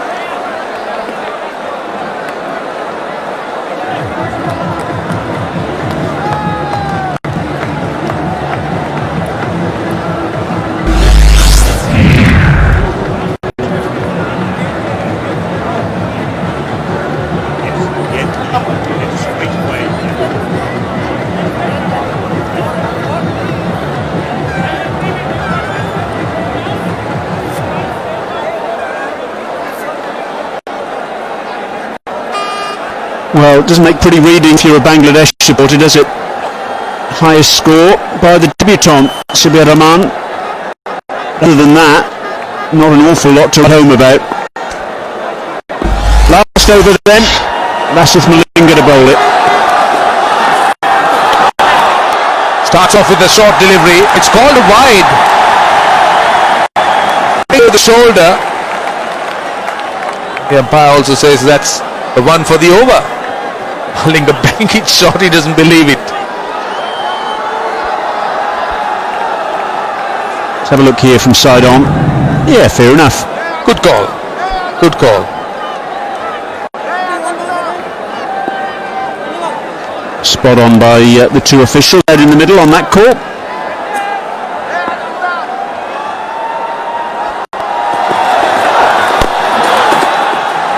Very well bowled. That was a slow delivery. Going for that Yorker. Just look at the discipline there that Sri Lanka has shown. At the bottom of your screen there, you just saw just 3 wides and just 7 extras conceded in this innings. That's good quality stuff from Sri Lanka. Yeah, these things add on it towards the end when it comes to the final picture. The extras, the discipline in your bowling and fielding. These things matter, and also you're talking about the dot balls the bowlers have bowled. They're all critical areas as a bowling unit, and yes, the 7 extras out of which just 3 wides, that has to be ranked as a super performance.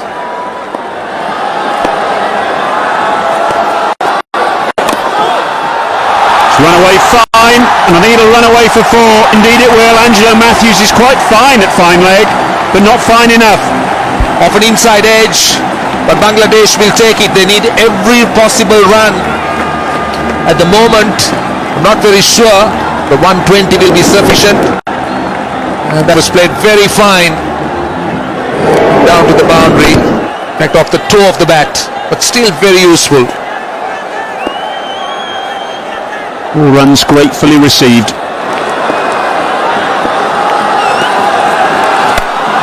Slower ball chipped in the air by Arafat Sunny. And yet another catch for the captain. Dinesh Chandimal's now grabbed 4 catches in total, and that's the 9th wicket down for Bangladesh. Once again, very well bowled by Lasith Malinga. Completely mixed it up. A clever slow delivery. Sunny was in with the shot so quickly, just didn't read it off the pitch. There you are. He was gone with the shot and presenting Chandimal with a very simple, straightforward catch. So Bangladesh lose their 9th wicket. Sunny goes for 5. It's 120 for 9.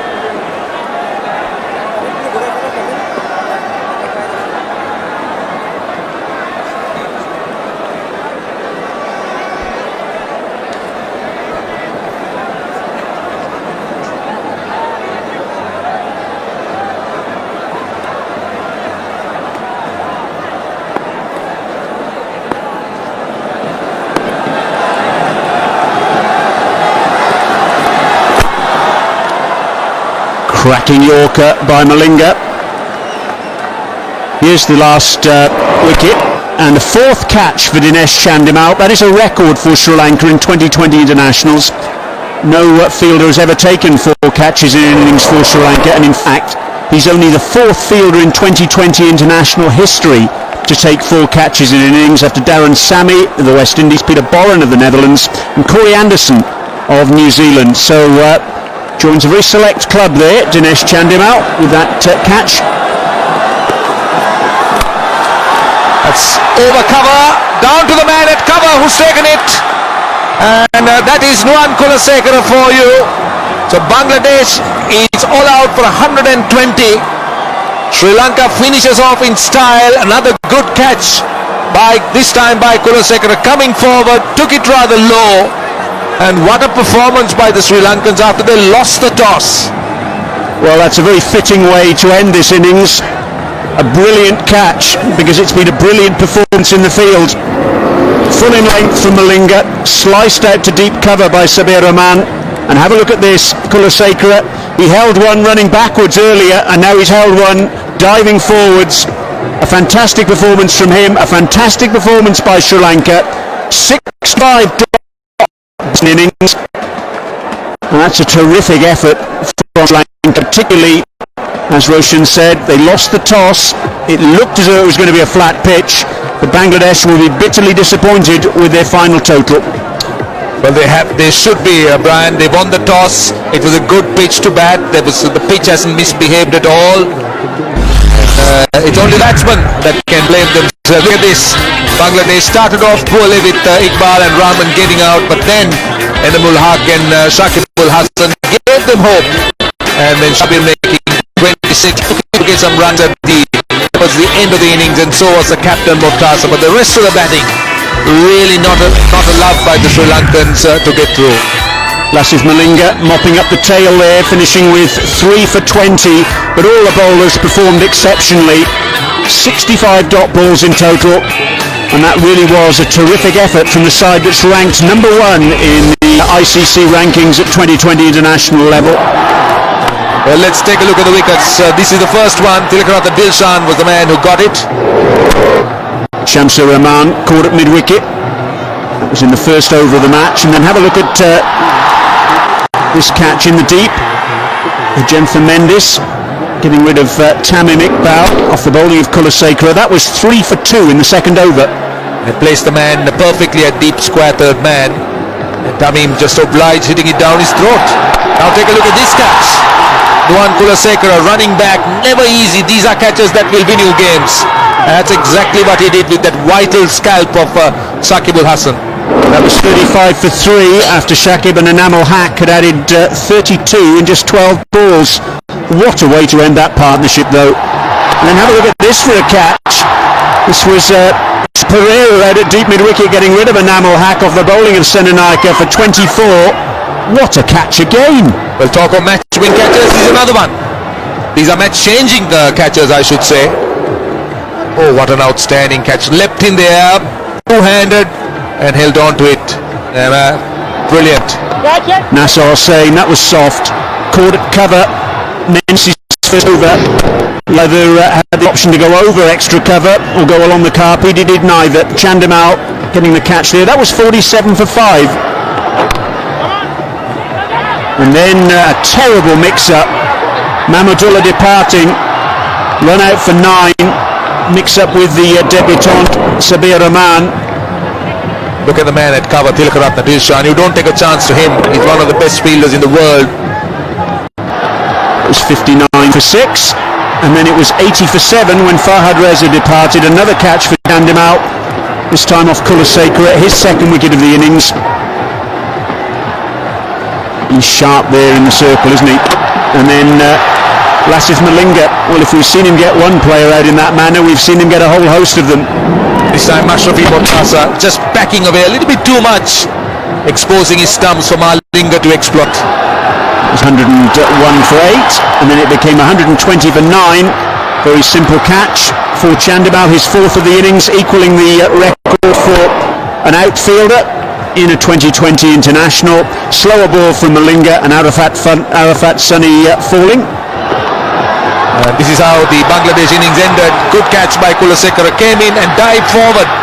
That was a fitting end to an excellent fielding performance by the Sri Lankans, particularly their catching.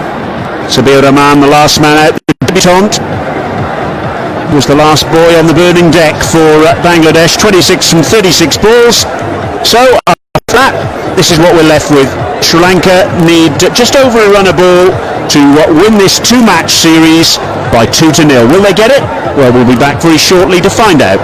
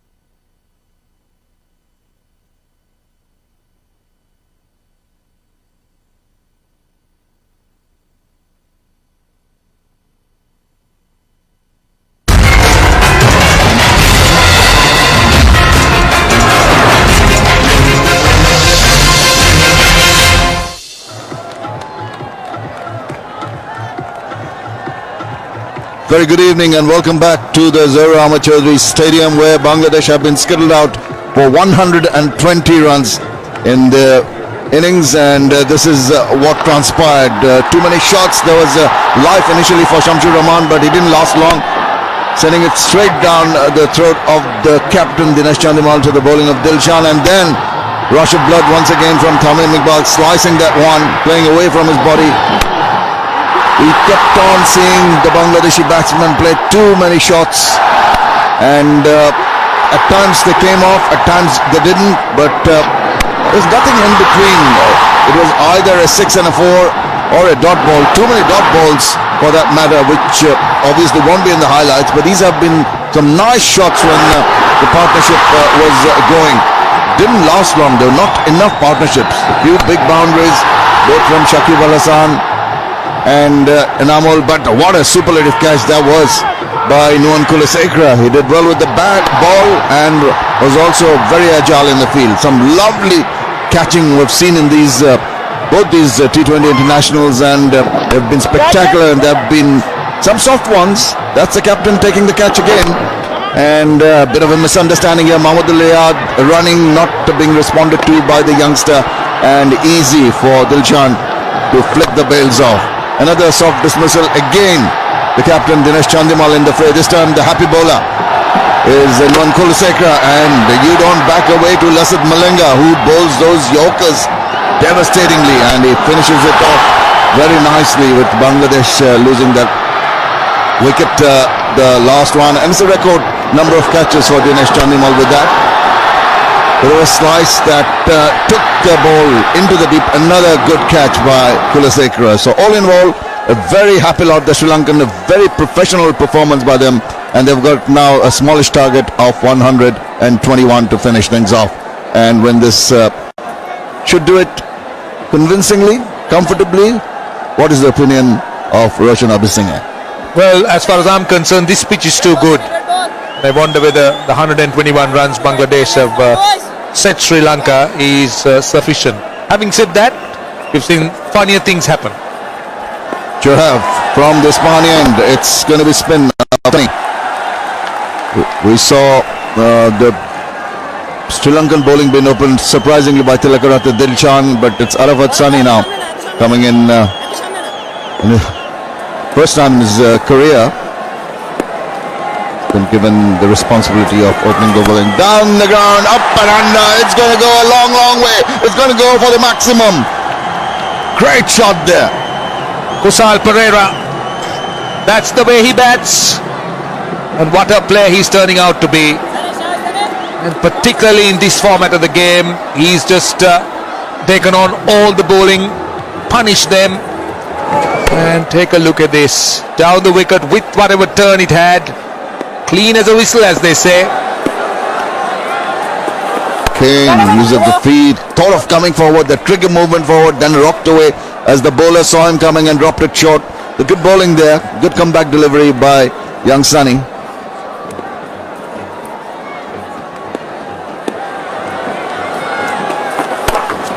Baxter chops it, but good fielding at point. Bangladesh's only hope will be to get wickets. Can't defend by bowling dot balls, because this is a too small a score, too small a run rate to defend. They need to get wickets here. Well, then they've got to really struggle to get a wicket, because this is a true batsman's delight, the pitch that we've seen, and with Tilakaratne Dilshan in the middle. Oh my goodness. You have a look at his figures. There we go. 1317 runs in 55 matches. Reasonable average. He's got 100 in T20, so very devastating batsman he can be. Started off the bowling, starting off the batting for Sri Lanka, and you can always depend on Tilakaratne Dilshan to deliver the goods. Arafat Sani will be tested here. Good ball, just made him back off. And that is the first over done. 7 without loss, Sri Lanka.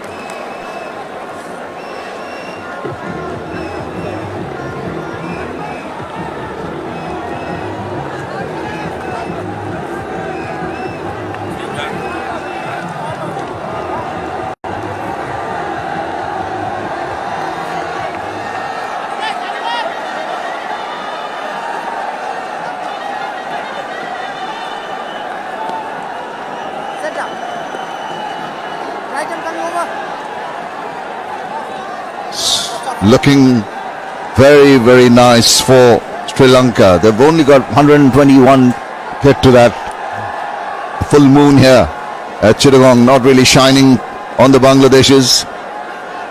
But a different keeper, and Amal Haq Bijoy now taking over the gloves, because Mithun Ali, who was donning the gloves in the first game, has been dropped or rested, and it's going to be Mashrafe Murtaza from the FMC Paints end, 23rd match for him. Best of 4 for 19. He wants to repeat that kind of a performance. You need a lion-hearted performance from the Bangladeshis if they're going to get anywhere in this game.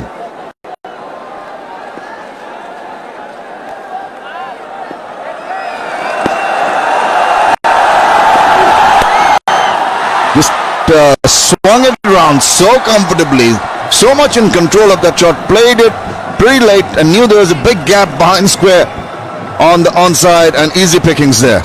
When the fine leg is inside the circle, it's a short delivery, and Kusal Pereira worked with whatever pace that ball had. Just whipped it from his presence. Certainly had picked his spot. Well, he's turning out to be a real favourite of this crowd.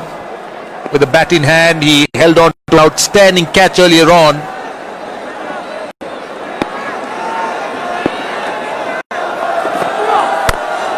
Well, that was also a bit on the shortish side, so Mashrafe Murtaza struggling a little bit. At times you'd expect him to slow it down, at times you'd expect him to just bowl back of a length. It certainly did bowl the cutter. He was looking to take the pace of the ball. That's the reason why it stayed down. But he lacked any pace at last delivery. So Bangladesh looking to try and get wickets earlier on. They had to. Well, with the first 6 overs, the power play is on. They can afford only just 2 fielders outside the boundary. They may not be too worried about it. They'll want wickets. But they're bringing the third man up to push the mid-wicket to the boundary, because Kusal Pereira is very strong. Mid-wicket, square leg are his favourite areas. Well, he's gone the other way. He's tonked it over the top of the extra cover region, and it's gone for 4 runs. Wow, what a shot that was. Tremendous shot indeed. This crowd is stunned to silence. Kusal Pereira has taken on the Bangladesh bowlers. A short delivery and plenty of time. Lack of pace. Allowed him to hit it over mid-off. That's another boundary. What a start for Sri Lanka.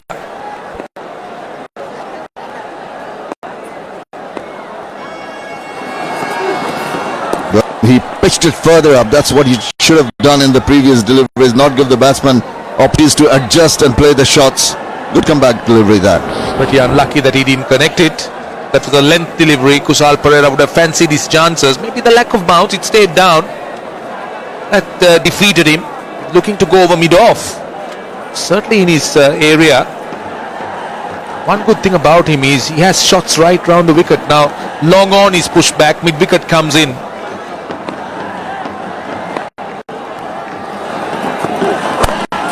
Pitches it further up, yields a better result, a dot ball, which is very difficult to obtain in this innings. The Sri Lankans bowled 65 dot balls in that Bangladesh innings. That tells you a story, doesn't it? The Bangladesh will need a good start here. Good start means they'll need a few wickets, at least 2 or 3 wickets in the first 6 overs. Moment, Kusal Pereira seemed to be in good touch. Really batted brilliantly in that first game as well. Well, 3 dot balls to finish off that over after 2. Sri Lanka are 15 without loss.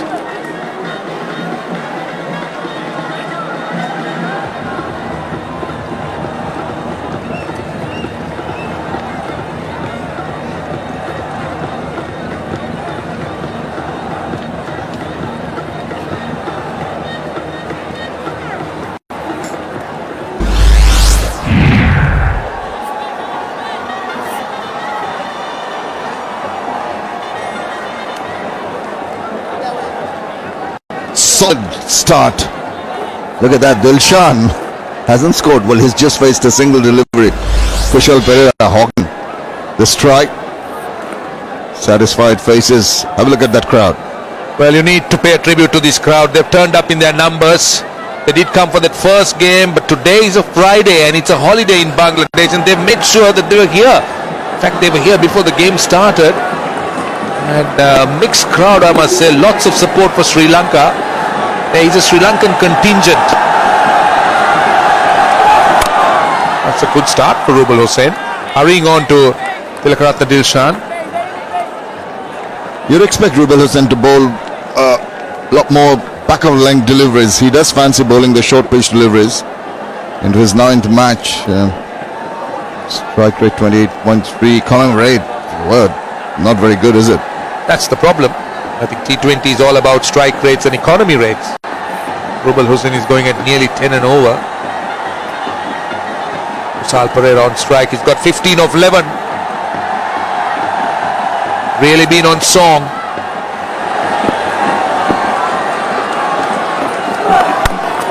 Yeah, that's the area, that's the length he will keep on targeting. It's just the back of a length, trying to ensure that the batsman stands his ground, doesn't allow him to free his arms. But what he has got to ensure is it's got to be tight. Any width offered and it's going to be pounced upon. Kusal Perera is pretty strong off his hips, and he's hit a few shots, particularly in the direction of deep square leg or behind square leg. There is a fieldsman on the boundary, but he's managed to connect those shots. Oh, it's through the covers. He had width outside the off stump, and Kusal Perera hitting it in the gap. Perfect timing. Just what I was saying, he's got to maintain his line. It's got to cramp the batsman for space. Not on this occasion, just allowing the batsman to free his arms, and he's on top of that so quickly. He's seeing the ball as big as a football and is really on song. It's never easy. It's an unforgiving game, this T20 cricket, particularly if you're a bowler on a pitch like this. It's not easy, I can tell you. Bowlers have suffered. In fact, the bowlers are suffering. Well, more a Yorker length ball, a bounce. It's a spectator catch. There's a big cheer. Obviously, it bounced before it went to hand. Wasn't fielded cleanly though. Let's see what lengths the Bangladeshis will be looking to bowl at Kusal Perera. Now that was a good slower delivery, and in fact he was going for the wide Yorker, not giving Perera the space, or wasn't really allowing him to get close to the ball. Might be a place that they will be looking to bowl to him. He's gone after this one, not quite middling it, but he's going to get a couple of runs. There is some protection in the deep at mid-wicket, and they make the 2 runs quite comfortably. The running has improved immensely. The batsmen have looked to pounce on any opportunity. And this is a fairly big ground, and Nasir Hussain had to do a bit of running to his right, so 2 was always on the cards. Look at Kusal, 21 of 15 balls. Dilshan, by comparison, has faced just 2 deliveries. He's taken on the bowling, and he's made full use of it.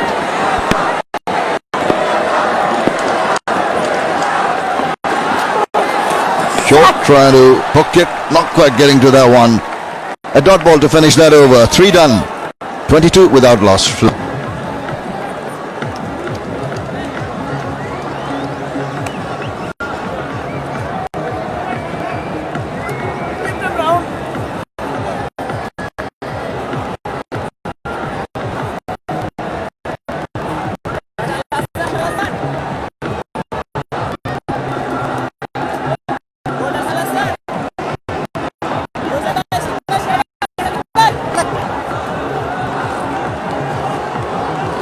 Sri Lanka cruising along quite comfortably. Tilakaratne Dilshan hasn't really got the strike, but is there, and he is such a danger man. Let's take a look at the last ball. Well, maybe we'll come back to that after this first ball of Shakib Al Hasan. So I got the feeling, Shamim, that was over the shoulder and should have been called a wide. Let's see.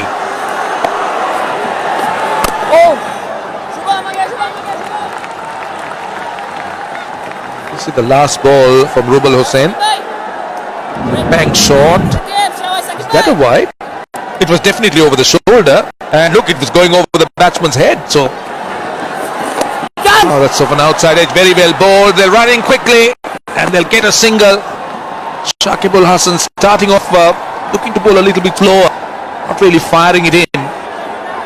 For the first time, we've seen the batsman being induced into a false shot or an edgy shot. You can see that he's not quite on top of that one. Tilakaratne Dilshan has been watching proceedings from the other end mostly, because the Kusal has been hogging the batting, but he's done exceedingly well. 21 so far. Waited on that one. Good correction at the last moment. Taking it away from the left-hander, Shakib, and also bowling it a little bit slower, not really looking to fire it in. Oh, he's an appeal. And up goes the finger. Shaukat Mishal He's trying the reverse. I'm not quite sure where it struck him, but the dreaded finger is up and the crowd have got something to cheer about. Let's take a look at it. I had the feeling that it was missing. Where was it going? I thought the angle. Let's look at it. Let's see. Good decision. Good decision.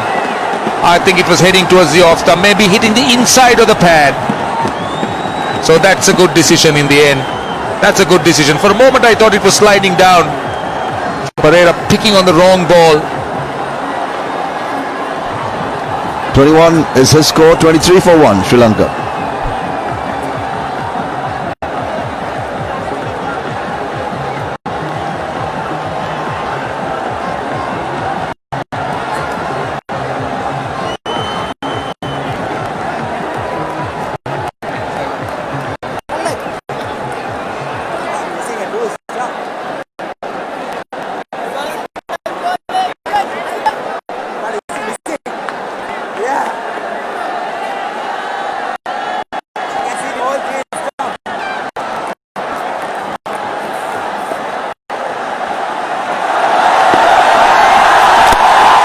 Whip around the corner for Dinesh Chandimal to open his account, but that was a good call from the umpire. I thought umpire Sharfudullah Shoykot, having a look at that, thought about it for a second and then gave the signal of the LBW. Yeah, that was a good decision. For a moment I thought it was sliding, going with the arm, but it straightened up and hit the inside of the pad. That's what happened.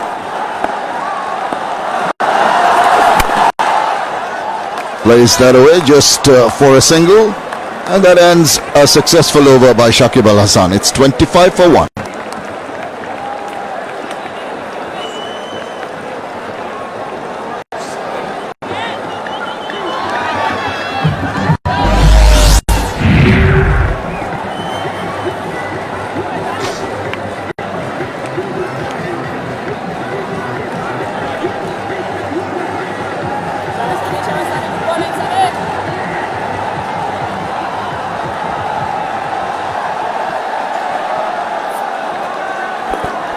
$25 for 1.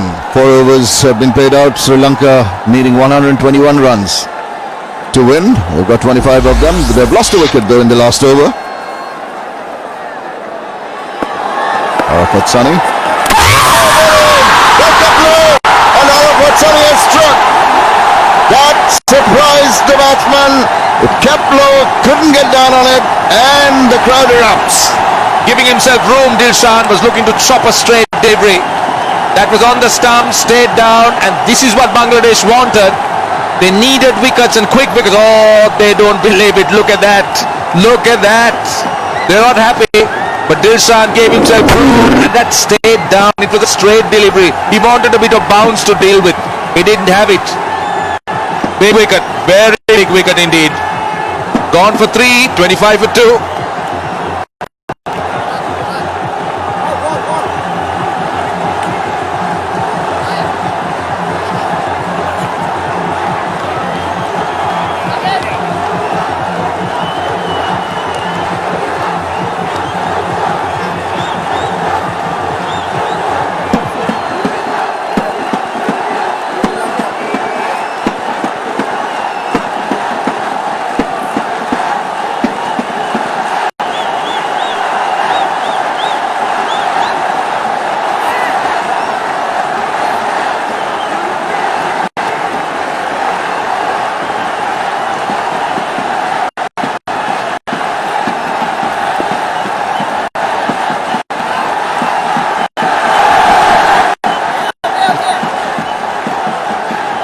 Look at the crowd. They feel that Bangladesh have just got a chance now with the fall of those two quick wickets, the two openers back in the pavilion. Going to be Sangakkara. That kept low from Arafat Sunny also.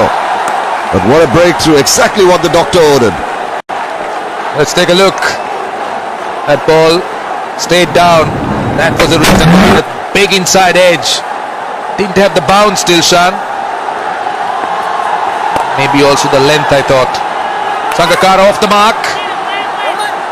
But just what Bangladesh wanted. They wanted wickets and they've got 2 in the first 5 overs. Have a look at that wicket again. Just keeping a shade low. Couldn't come down. He tried to bring his bat down inside part of the bat.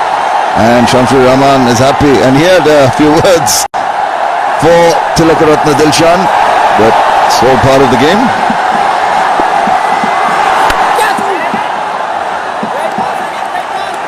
Certainly some turn. We'll be looking to bowl it slower. Chandimal was beaten off the pitch. Bangladesh really on the attack.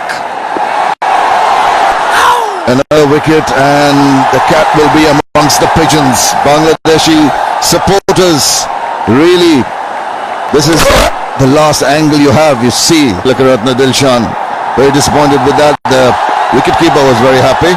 And that's uppish, but it was safely dropping in front of Shakib Al Hasan. Another successful over, this time by Arafat Sunny. Sri Lanka are now 26 for 2.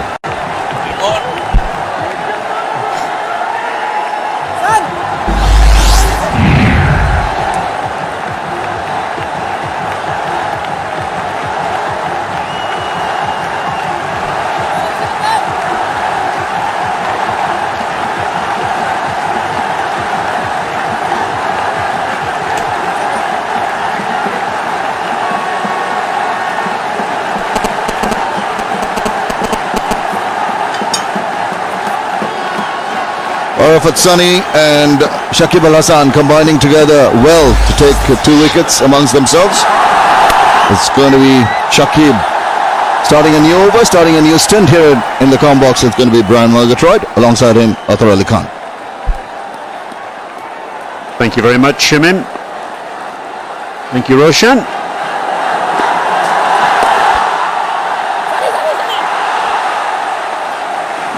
And good evening, Atta. Good evening, Brian. And certainly with those 2 wickets, you can see that the spectators are joining in, trying to cheer every ball and making sure that if Bangladesh can manage to pick up a couple of more wickets, then can they make a match out of it. That's well bowled here. There is a little bit of grip for the spinners. That ball not coming onto the bat, and I think that will play a crucial role here for the Bangladesh team. Atta, you were out there in the middle before play started. Were you surprised that we went back to the test pitch rather than using the same pitch that was used for the first 2020 international? I was actually okay with that, because don't forget that that pitch on Wednesday, what was the very first time it was used for international match. So you really don't want to have the surface which not been used earlier to make it available after a couple of days. I think that was perfectly fine. Scampering hard, the 2 batsmen, but they'll just get the 1. Of course, Atta, there's an awful lot of cricket to be played here during the ICC World 2020 that's coming up in March, isn't there? I think something like 15 matches. Yeah, absolutely. And add to that, there will also be some domestic competition. Probably. It all depends what the authorities decide.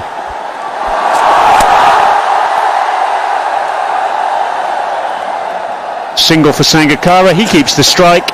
Sri Lanka 31 for 2.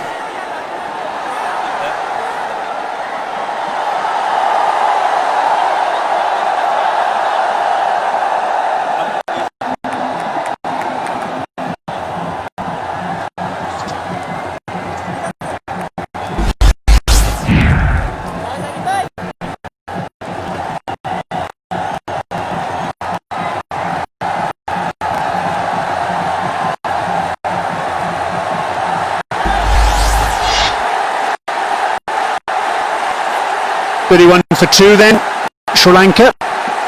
They still require 90 more in. Fans are having a great time. Angelo Pereira getting ready. He's required with the bat. We've got a change of bowling here at the Ispahani end. It's the off spin of Mamadullah. Didn't play on Wednesday. Into the side in place of Shoaib Ghazi.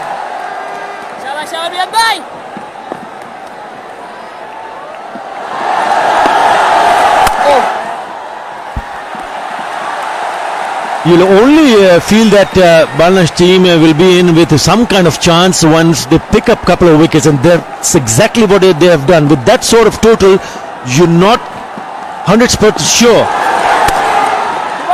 That's well fielded. Beautifully done at backward point there. But still the asking rate is only 6.6 runs per over. Shamsur Rahman, the man there who made that stop. Yeah, they need wickets. They need wickets at regular intervals. What a delivery! That one turned square. Beautiful. Was there a little nick on it? And Amal Haq taking over from Mitan Ali with the gloves today. But big spin there for Mamadullah.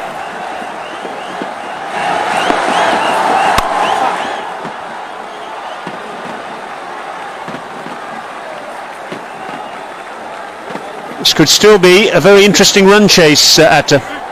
Yeah, I said this earlier, because with that sort of a total, you don't want to lose early wickets. They've already done that. And by the look of the way the pitch is behaving, all of a sudden the ball has started to turn and bounce. So if Bangladesh can pick up a couple of wickets, they should be back in the game. But that needs to be a lot of hard work to be put in. Yes, he'll take his time, making sure he's got the fielders in the right position.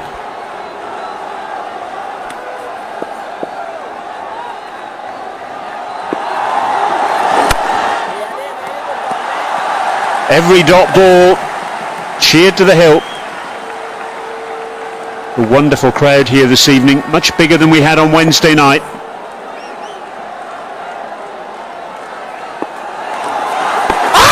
A big shout for LBW, and the finger goes up. Well, my first impression was that hit Chandimal outside the line of off stump. The umpire disagreed. Mamadullah strikes in his first over, and Sri Lanka now are rocking. They're 32 for 3.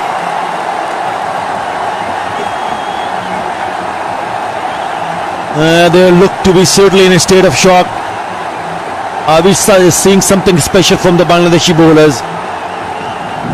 Yeah, it came back in, and that looked pretty decent to me. I think this is a very good decision. That looked very much out to me. This is fantastic comeback. Can they fight till the end? Dinesh Chandimal gone for 3. Sri Lanka are 32 for 3 after 7.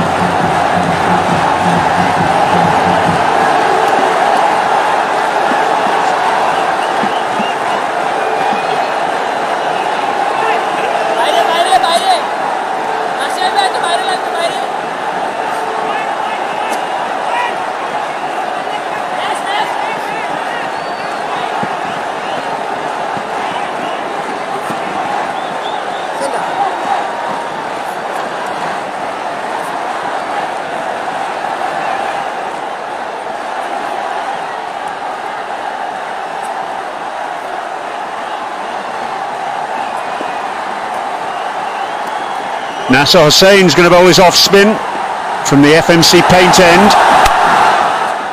But it's game on here in Chittagong. Now I just have a feeling that the spinners are getting a lot more grip, lot more turn. Yeah, I think this is a very good move, really good move. He's an exciting cricketer. Nasser Hussain.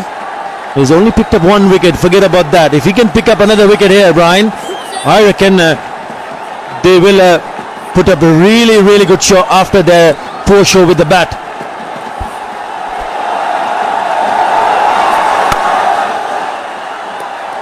Well, the one thing we didn't have on Wednesday was any dew.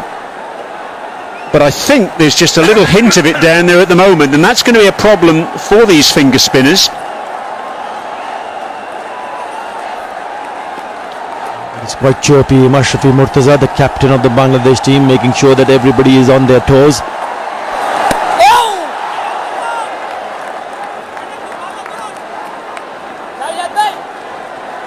Here's an indication of that dew. See just a little bit of moisture on the hand there. We haven't seen any towels as yet from the players out there, so obviously it's not too bad as yet, but there is just a little bit of moisture on the surface.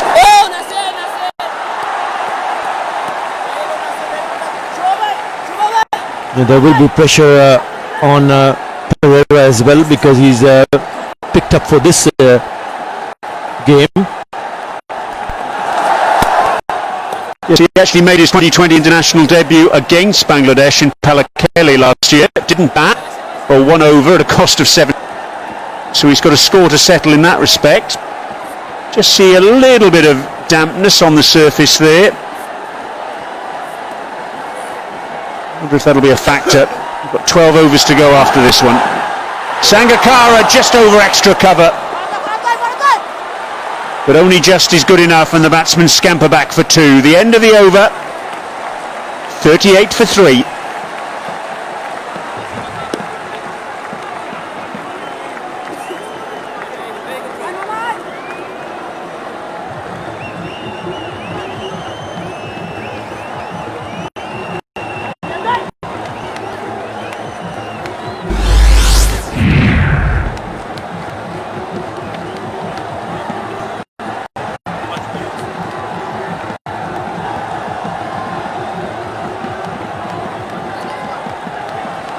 The two worms, the Bangladesh worm, never really getting any momentum.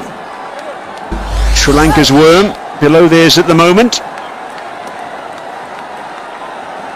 Zahid Reza, the curator here, and happy Sri Lankan supporters still, despite the scoreline. Number 83 runs required for victory. Mamadullah continues. That's a wide. It's a wide, but they've been very disciplined in the last 4 overs. They've bowled the Bangladeshi bowlers. Only 13 runs in that 4 overs, and also managed to pick up 2 wickets. So there's been good going. They've kept the pressure. It's important reconnaissance for both these sides ahead of the ICC World 2020.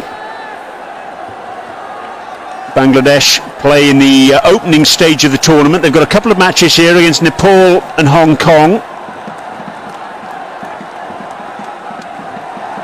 Mamadullah just moving his fielders around. He's got 3 fielders saving 1 on the offside, just 1 inside the ring on the onside at short fine leg. It's a simple single for Sangakkara. And for Sri Lanka on this ground in the ICC World 2020, they play South Africa. They also play a qualifier. They're up against England, and they're also due to face New Zealand here. So this really is a valuable experience for them, what this surface is like. Great fun for them as well.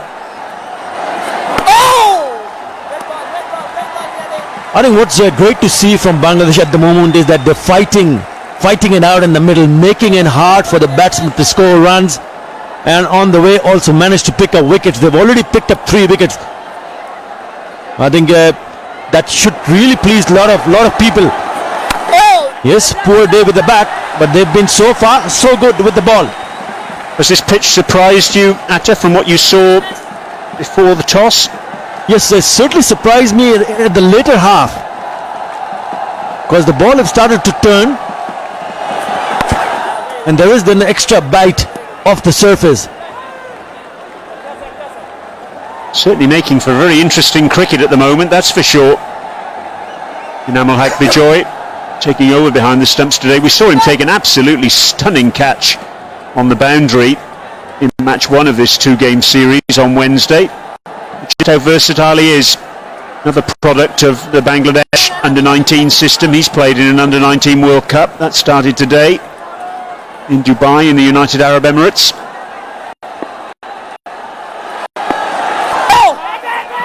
Sangakkara sent back by Angelo Pereira, and that's probably a good decision. Mashrafe Mortazar makes the stop, the end of the over. Sri Lanka 42 for 3.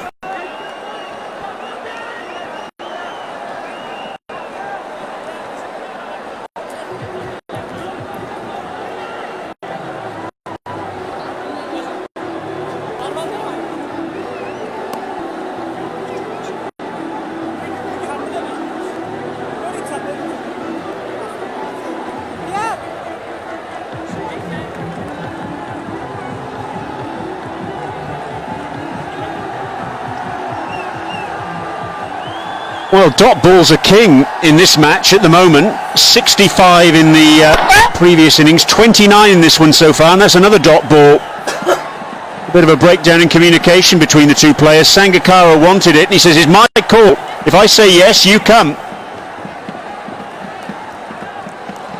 Mashrafe Mortazar, the man who made that stop at extra cover in the last over, now decides to take up the ball himself. The Bangladesh captain. Bowled him! What a great change that is from Mortazar. Back into the attack, and straight away he strikes. And those supporters have gone absolutely bananas. They haven't. Outstanding change. He's just pulled that out of nowhere. Just when we're talking about the spinners doing the trick, Mashrafe Mortazar comes up and cleans up Pereira in the very first delivery. Terrific. That's a poor shot. Yeah, that is a wild shot. He'll love it. He'll take it. Bangladesh, I reckon, is back in the game. What an amazing match this has been so far, with more twists to come, I'm sure. Angelo Pereira out for 4, and Sri Lanka back on their heels, 42 for 4.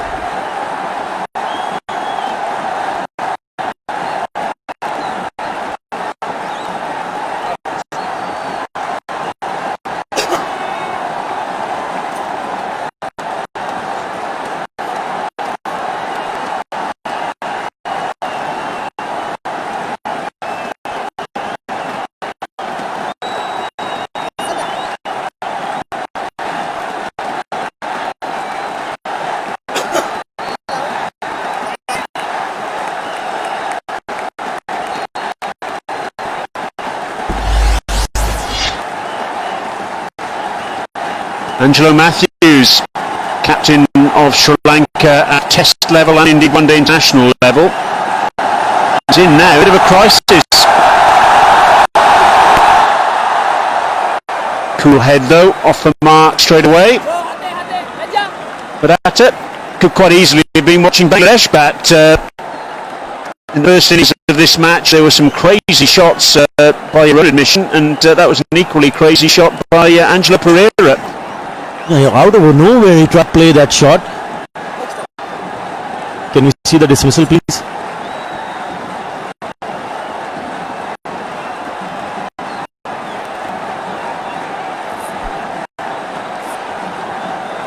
Bangladesh fans now absolutely full of belief.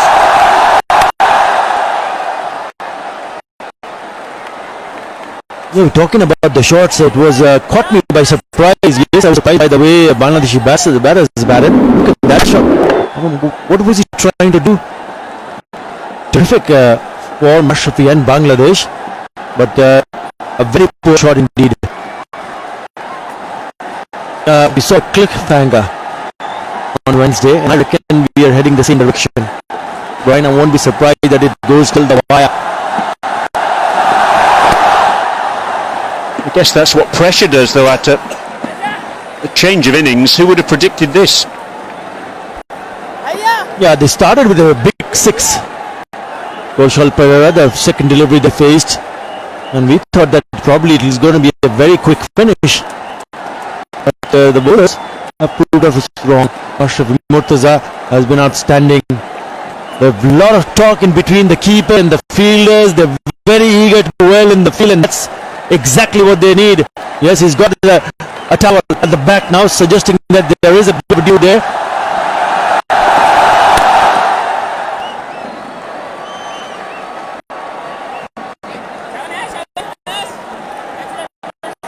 Hassani there, and that's Shakib Al Hasan. He's just flying the ball, so there's confirmation of what we saw an over or two ago, that there is a little bit of dew around. Yeah, it's been interesting to see how he handles his bowlers, because I thought Araf Hassani bowled really well in the last match when he picked up 2 wickets for 17 runs, but problem was he bowled only 3 overs. He's got to make sure that he bowls his spinners the full quota of overs. 2 wickets in the over. Matthews goes. Simple catch for Enamel Haq. And Sri Lanka all over the place at the moment. 46 for 5. The Zahoor Ahmed Chaudhary Stadium is on fire. So is the Bangladesh team, and Mashrafi Murtaza. Terrific delivery. The captain out of nowhere not only picks up 1 wicket, but he gets rid of Anjali Madid. Beautifully done. Just a thick outside edge straight to the keeper, and look at the reaction. He knows that they are back, and back with a chance. Magnificent display. Look at the reaction. Angelo Matthews gone for 2. Sri Lanka 46 for 5 after 10.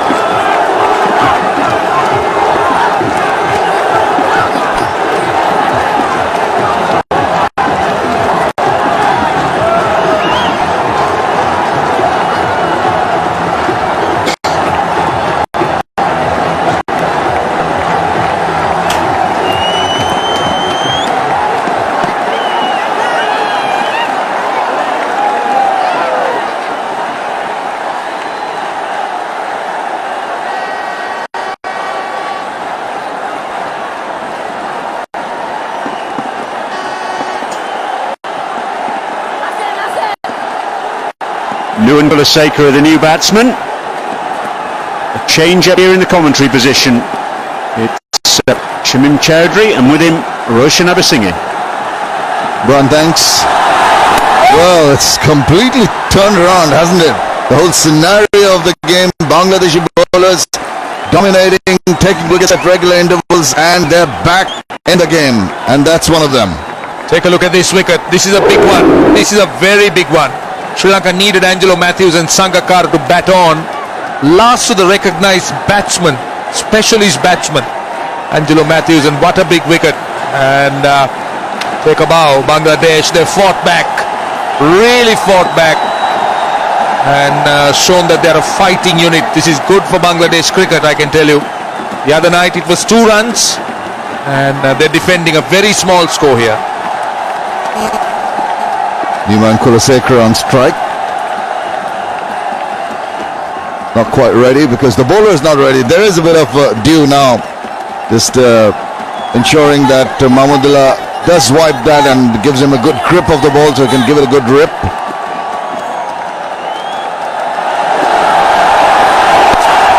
The Sri Lankans have got their work cut out. Quick run, direct throw might be interesting, but it didn't hit directly. Could have been close. The Sri Lankans still should think that with sensible batting they can get close to this target. Just 7.5 runs and over. You see that last single. Kulasekara was looking, ball watching, that was the problem. And a direct hit. Well, he was in anyway, so he's all right. But it was dangerous business. He kept looking at the ball, a fielder, as he ran. It'll be up to the experienced Sangakkara to ensure that they just play out this period, try to just play those balls according to the merit, because they can't allow themselves to lose another wicket. The key has been wickets. It's worked for Bangladesh. They've got wickets.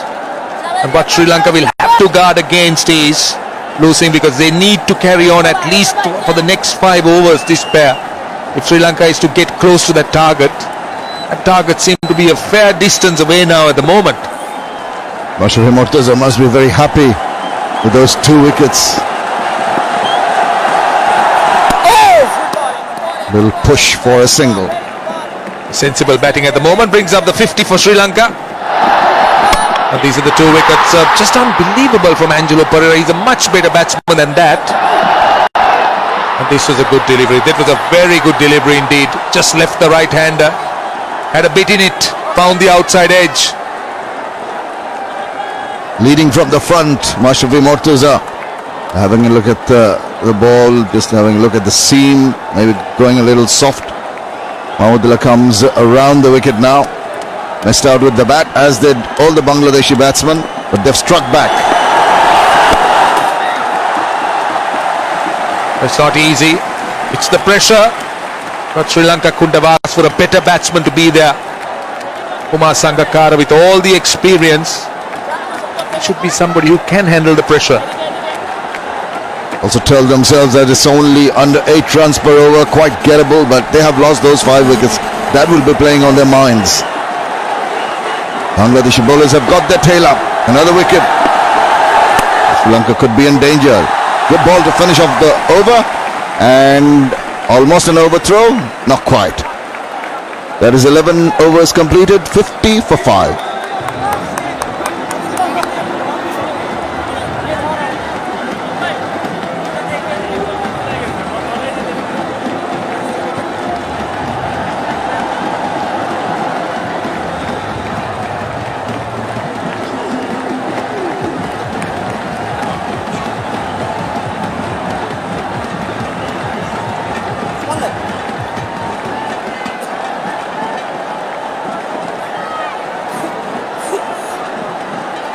It's electric, the atmosphere here at the Zohar Ahmad Chaudhary Stadium. Bangladesh, after posting only 120 in their innings, have come back strongly, much to the delight of this huge crowd here.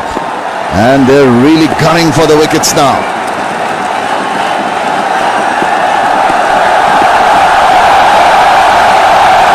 Mashrafi back again.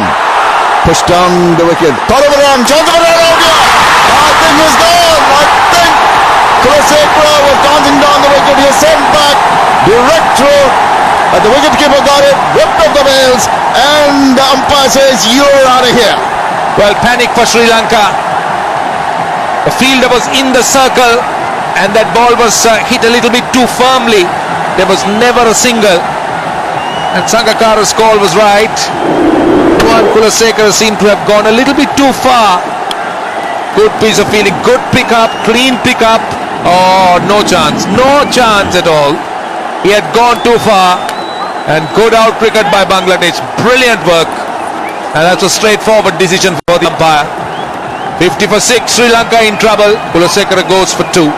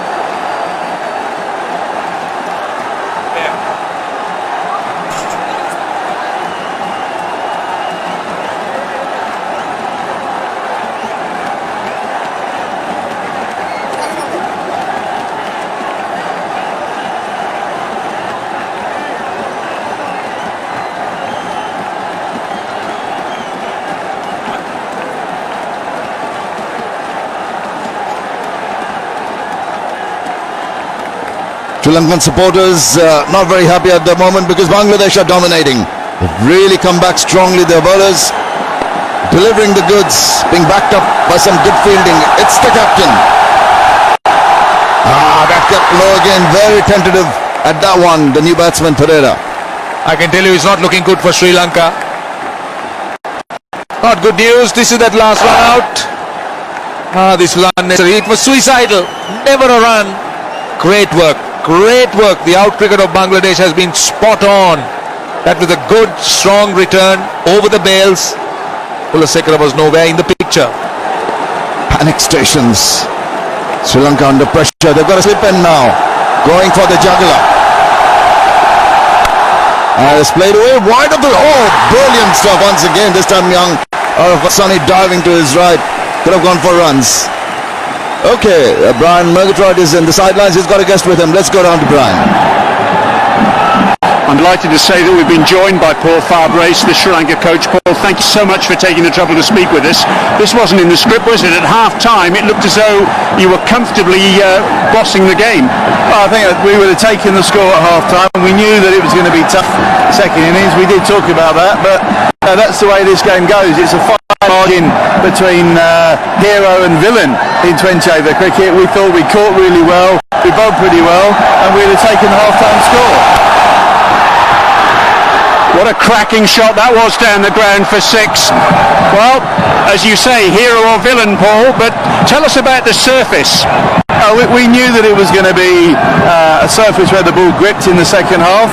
It gripped in the first half, and they bowled really well. Again, they fielded brilliantly, and a couple of early wickets, and it turns a little bit of pressure onto our batters. So all the time Sanga's there. You know, he's a very experienced head.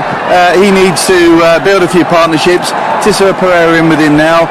There's no reason why we can't get these runs. We just need to keep a cool head. The batters that go in need to play sensibly and take the right options. And I guess from your perspective, this is very useful reconnaissance indeed ahead of the ICC World 2020, because I think you're playing quite a few games here, aren't you? Yeah, I mean, that's one of the huge advantages. We play 4 games here, so we know what to expect. The fact there's going to be 15 matches played on 3 wickets here, and obviously a lot of double headers in that competition time. So it's great experience for us. It's a great learning for us, and obviously this is part of our preparation. But, you know, your preparation... you want to win every game that you play. It's an international, we want to win it, but at this stage we've got to play really well to win it. So but as I say, we've got 2 good people at the crease now. All the guys can bat, and we're confident of their ability, so we've just got to keep playing and keep believing. That's the important thing. Paul, thank you very much indeed for joining us. That's gone to the boundary for 4. Paul Farbrace with us. Back to the commentary box. That is then the 12th over. It's 62 for 6.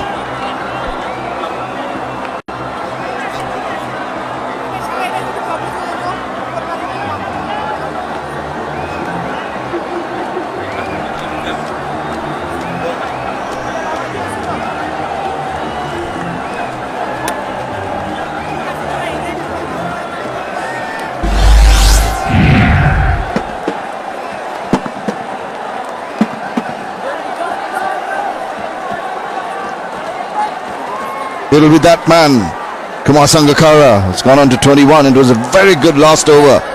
12 runs coming for Sri Lanka in that over after a spate of wickets that have fallen. This is the last delivery. Tisera Pereira hitting an all-important boundary. 12 runs off the over, released the pressure somewhat for Sri Lanka. Still a lot of work to be done. And the Sri Lankans will have to bat sensibly. That's the key.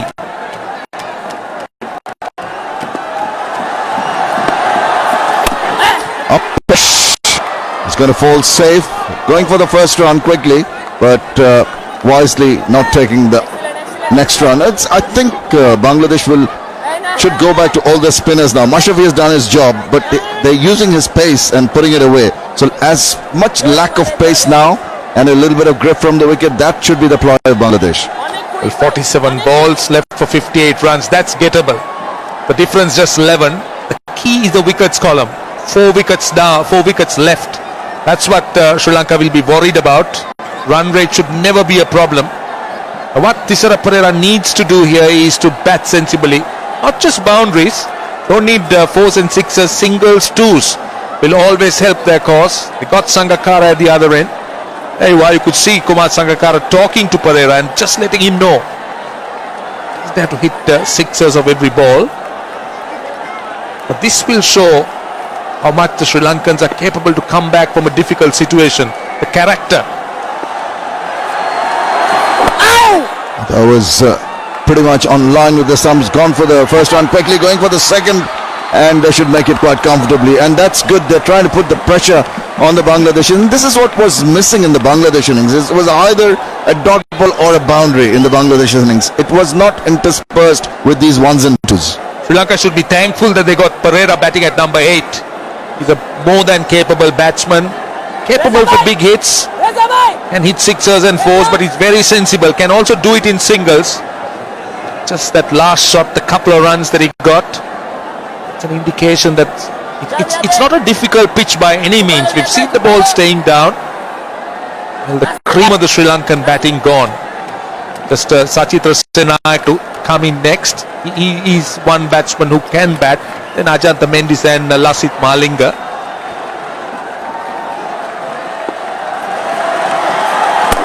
Again, keeping a shade low. Mahmudullah Riyad not extracting too much turn out of this wicket because it's getting a little difficult to get a good grip of the ball. We've seen wiping with that little towel of his, and he's also looking at the seam. It's become soft.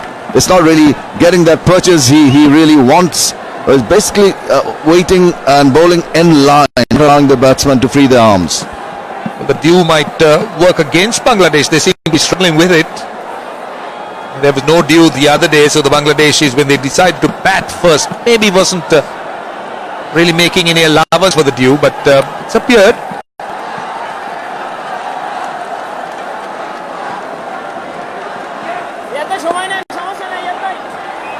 Again, he's having problems gripping that, and is just wiping his hand, and that little bit of dust on the follow through or the run up, trying to get a more grip. The umpires had a look at the ball a couple of times down the wicket. That you can depend on Kumar Sangakkara to try and come down the wicket, smother whatever spin there is. But Bangladesh will try and ensure that they get as many dot balls in as possible. The crowd are pensive. They were very disappointed with the Bangladeshi first innings, but it's a good strike back by the bowlers. They've got a foot in. Another wicket. Sri Lanka will be on very murky waters. It's again good running, very good running. They'll keep it down to a single, but sensible cricket. Sangakkara realizing that it's not easy to hit boundaries, particularly against spin. He's now looking for singles. They've already got 5 runs in the over. If they can get about 6 to 7, they should be quite pleased. I think that's a very sensible approach, you know. It's just under 8 runs per over, quite gettable. There you see, and no need to take any kind of risk at all. And they pick out another run, maybe 2 in that. Yes, played in the gap at mid-wicket and to a comfortable double. That is 13 overs completed, 69 for 6.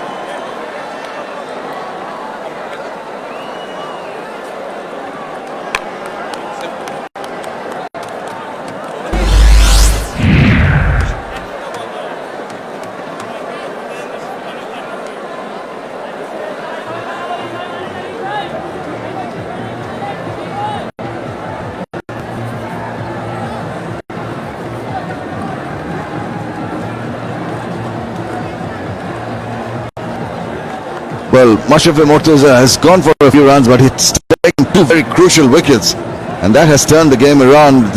1 each for Shakib Al Hasan Mahmudullah and Arafat Sani. And Bangladeshi bowlers have done well. We're talking about the ball earlier, the umpires having a look at it, and here it is. I think the third umpire is bringing in a bag full of balls, and they're try and find the one similar to in condition to the one they're just going to change. And look at that evidence of dew in the ground. You can see there it's really collecting now, so it's becoming a little difficult. Ball is becoming soft, it's becoming darker, so I think the umpires forced there to change the balls or just the ball. Well, the dew seemed to be a huge factor for Bangladesh. Well, it wasn't there on Wednesday. Has appeared to be the good fortune for Sri Lanka at the moment.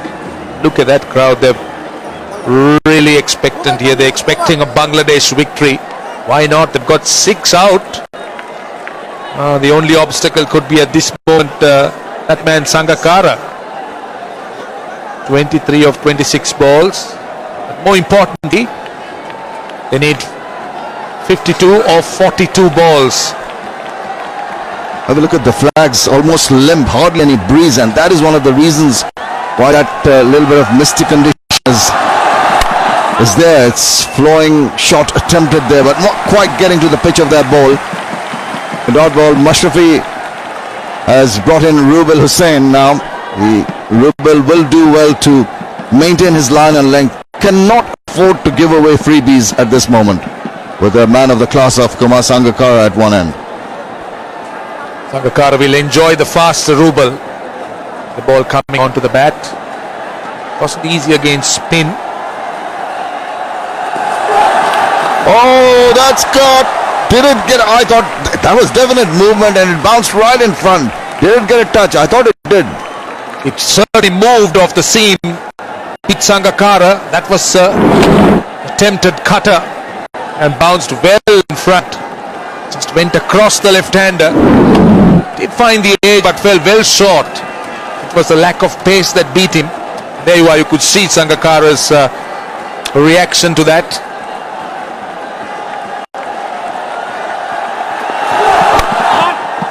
Right on line.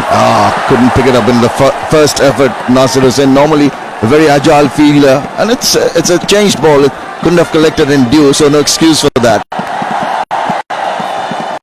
A lot of pressure for the Sri Lankans. There have been dead dot balls. Sri Lanka will need to score 5 to 6 runs and over, so that they don't leave it with a lot to chase towards the end.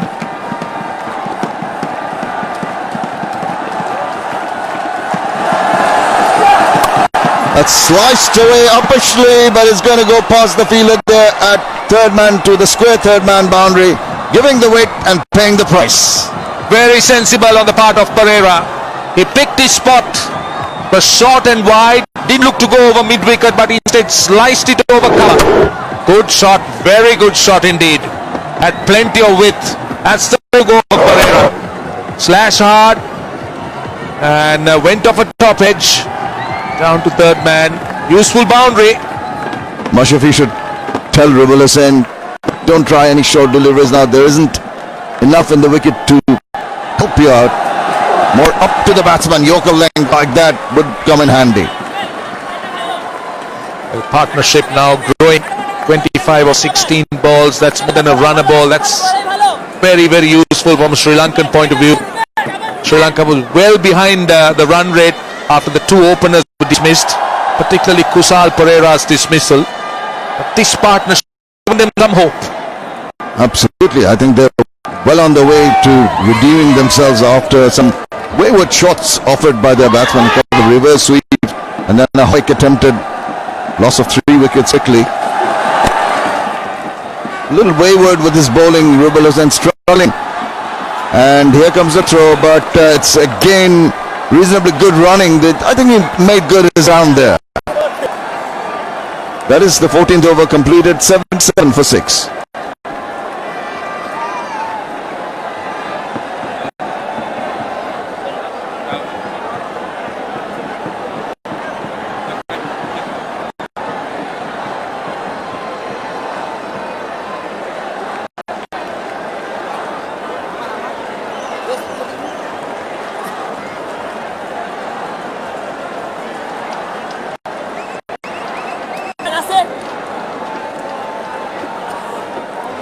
Well, the Sri Lankan supporters depending on Sangakkara to take them home. He's gone on to 26. Just become the third batsman of Sri Lanka to reach 1,300 runs in T20 cricket. But what an important knock. And they have now reduced that gap between balls and runs. It was 10 first, it's down to 8. So the run rate never a problem here. What's important is sensible batting and this partnership to kick on. And what it's needed from the Bangladeshis is another wicket, and very quickly. Because otherwise with Sangakkara in the middle and the way he maneuvers the balls, The way he's been accumulating runs, looking quite threatening. Need someone to get a quick breakthrough and put the pressure back on the Sri Lankans. Nasir Hussain bowls off spin, so will he the man with two left-handers opting for the off spinner?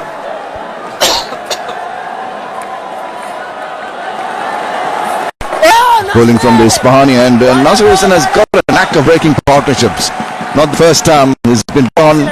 Not a regular bowler, but he does have that surprise element. Batsmen tend to be a little complacent when he comes on. He's right on the money. Good start for Nasir Hussain. This is a good field set by Mashrafi. He's blocked Pereira's scoring areas. Nasir Hussain will have to pitch it up. He can't afford to bowl short because there's a square on the wicket on the offside, particularly behind point. Oh, that went on with the arm. Didn't turn away from the left-hander. Was lucky that got an inside part of the bat on that bouncy ball. Sensible. Sangakkara having a word with him, but this one, yes, it did. Straightened up. And Pereira was beaten off the pitch. Just managed to stay inside the crease. That also hurried on to him. Just got back quickly. But Sangakkara did the right thing. Went down the pitch and had a word to Pereira. Now the whip given, and that's going to be a signal wide. Maybe losing the grip, the ball slithering out of his fingers. Yes, it was wide, definitely. Good call by the umpire. But that's something Bangladesh could ill afford. Can't afford any extra balls at the moment. The comparison, Bangladesh after 40.3 overs was exactly 78 for 6, and so are Sri Lanka, but they've now moved on to 80. 80 for 6 at this point. Just take a look at this running. Brilliant running. Just tapped on the onside. Look at Sangakkara. Saw that there was a second. Came quickly. Good cricket by Sri Lanka. They were looking, and they're looking to get every possible run, exploiting every possible opportunity. The way he turned around at this end, watching the ball, changing the bat from the right hand to the left. Always having a look at where the ball was going, how it was going to be picked up. So important when they're going for quick runs. It's been a good over. Very good over for Bangladesh. Just 4 runs, 3 dot balls to start with. And 4 runs including a wide. That has widened the gap again between runs and balls up to 9. Not that it will worry the Sri Lankans at the moment. They like to keep it under control. Every dot ball premium for Bangladesh. Every dot ball increases the pressure. They're making Mashraf Mortaza ring the changes in the offside field. The cover fielder now being brought into a more squarish position, more like a cover point region. There is a deep cover now on the boundary and a long off for the left-hander.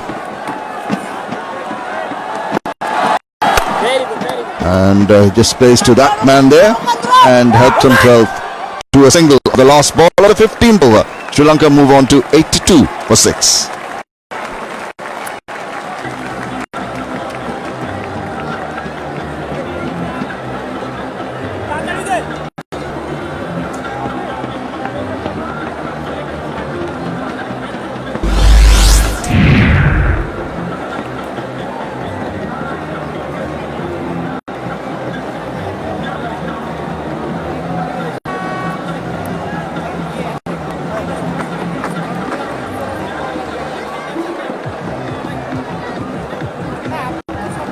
You can see the two worms now at the same place actually, and it could go other way. It's becoming a really very, very interesting cricket match, and next 5 overs are going to be crucial which way the game goes. To talk you through to the end, it's going to be Athar Ali Khan and Brian Murgatroyd. Thank you, Shamim. It's turning out to be another thriller. A cliffhanger. Farhad Reza is the new bowler. Yes, so he's mixed up his bowlers. He's made the right changes. So far, so good for Mashrafi and Bangladesh. But with experience in the middle for Sri Lanka, especially Kumar Sangakkara, having played in his 50th T20 matches, you still back the Sri Lankans.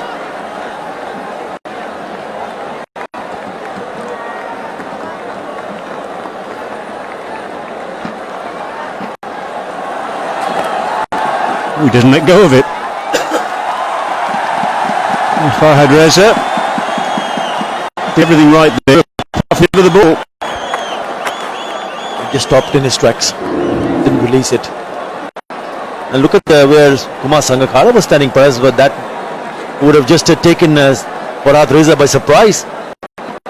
5 overs to go then. Here's Farhad Reza's figures in his career. Quick single. That actually is now the highest partnership in the match, believe it or not. 33 these two have added. But who are the bowlers that Murtaza is going to rely on at the back end of this innings, Atta? Well, certainly there is Shakib Al Hasan and Arafat Sani, because they still have 2 more overs from each one of them.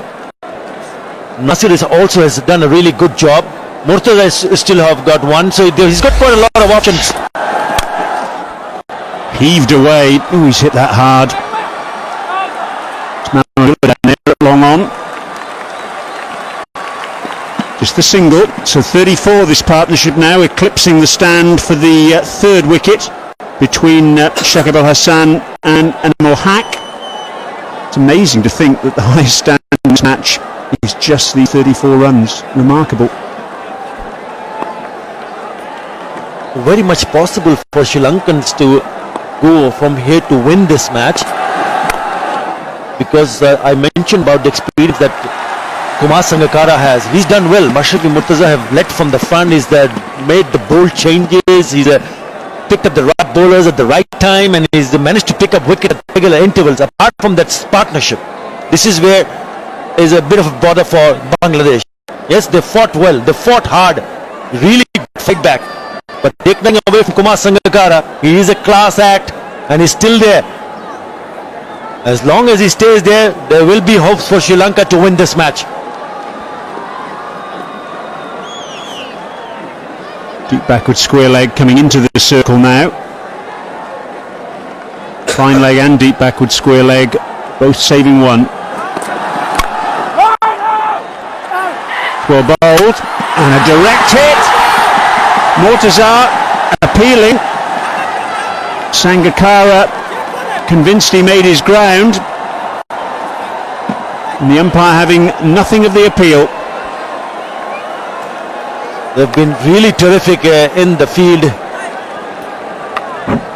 Well in. Been a good try at the Shams. We've seen some good catches. Really good bowling for the and the captain himself.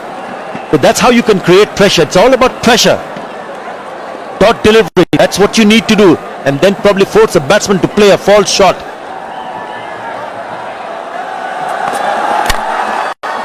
It's good bowling from Farhad Reza. The wide Yorker.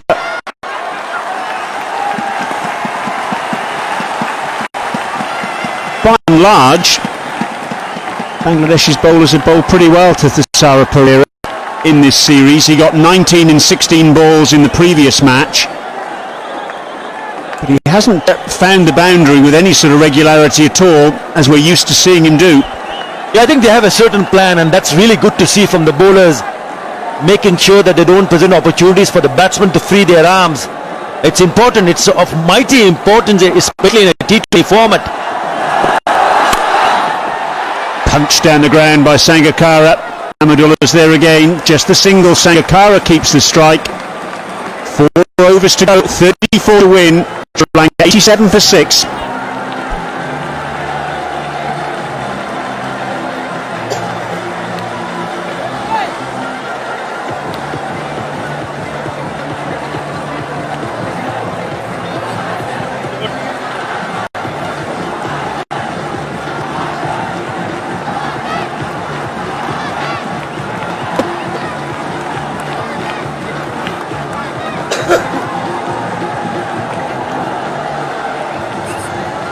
So 4 overs to go. And a real council of war out there for Bangladesh. Mashrafi Murtaza very much in charge out there. In charge of this side in the absence of Mushfiqur Rahim, who's got that slight fracture in his left little finger. When Mushfiq is fit again, does he technically take the captaincy? Not necessarily. It all depends what the sides. But I think this is a good move. I thought maybe Shakib Al Hasan had the ball in his hand. Yes, it's important, but I like this attitude from Mashrafi Murtaza. I see no harm if he continues to captain the T20s and let the Mushfiqur lead the team in the test matches and ODIs. That's not a bad move at all, because the way he has regrouped his team, especially in the T20s, is certainly something very, very refreshing. He has been the captain in the past, and we do often see from other big test playing nations that they have a different captain leading a different team in different formats. So not a bad idea at all. Rubal Hussain into the attack. Oh, and he starts off with a full toss, which is slapped for four. It's a no ball as well, because it's over waist height. Interesting decision this by Mashrafi to give the seam of the ball, and maybe that just slipped because of the dew.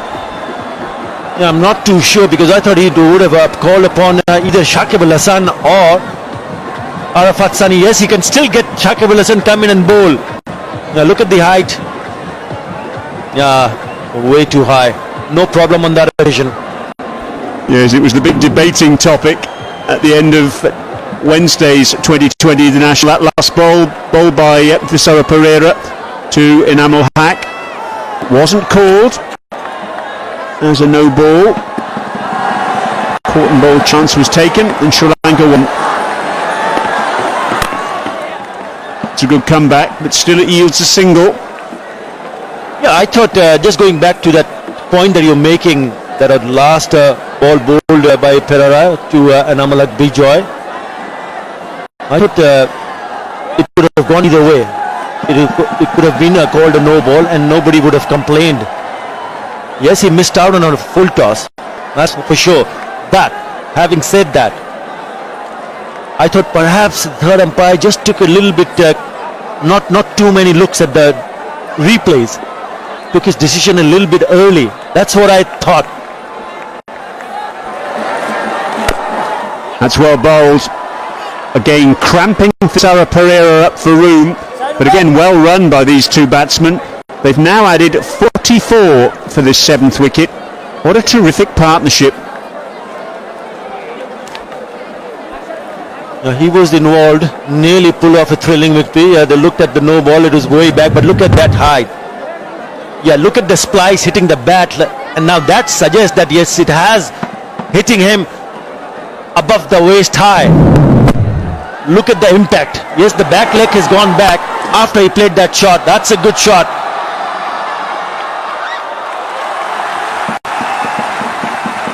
Well fielded in the end, but still a couple of runs. Sabir Rahman down there on the long off boundary, making the stop. The debutant, and again drying his hands. You know, I thought Sri Lanka got off the jail in that particular game. 17 runs in the last over. Boundary to start with, a dot to in the middle, and then two very cracking shots from Anamalak Bijoy. Taken inside the circle at short, but man, and Kumar Sangakkara will be kicking himself.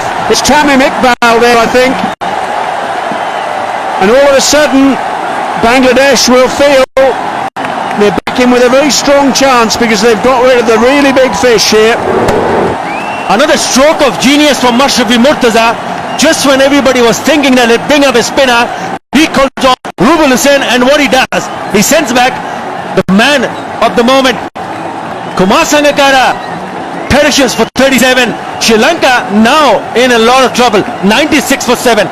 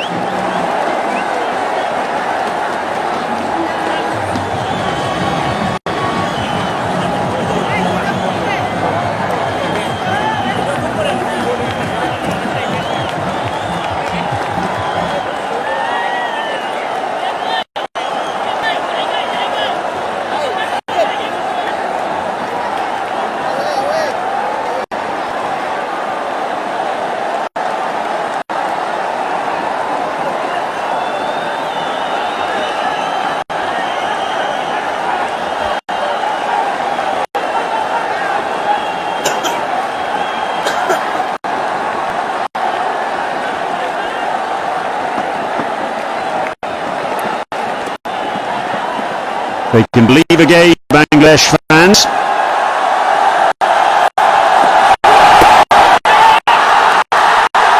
Scrambled lay by. Senanaika, the new batsman. And here's the wicket that brought him to the crease. Now look at the field placement as well. That third man is inside the circle and he knew exactly where the fielder should be. You've got to give credit to the captain himself. Yes, I'm not taking anything away from the bowler, but that is a stroke of genius. Outstanding effort from Mashrafi Mortaza. He can be very, very proud of what his team and himself have done so far in this match. It will be icing on the cake if they can go on from here to win this match. Still 10 runs off the over. At the crucial wicket of Sangakkara. A lot of pressure on this man now, Thisara Perera. And shows he's the man for the crisis. Picking up a single. End of the over. It's 98 for 7.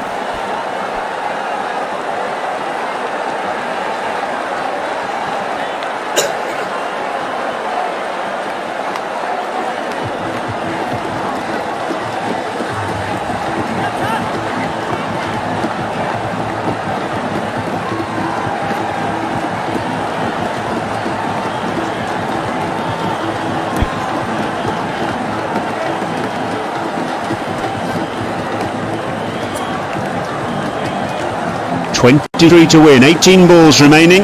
Atta Ali Khan alongside me. Atta, would you like to call it at this stage? 50-50. Even Stevens. It can go either way. Yes, but the way things have gone in favour of Bangladesh by picking up that big wicket of Kumar Sangakkara, I reckon they will still feel there's a big chance of bowling Sri Lankan out. But they have to bowl well. Still Tisha Perera is still in the middle on 22. Yes, there's a new batsman. Once again we see Mashrafi Mortaza. Can he deliver in this over? Bowling from the FMC end. Already 2 for 24.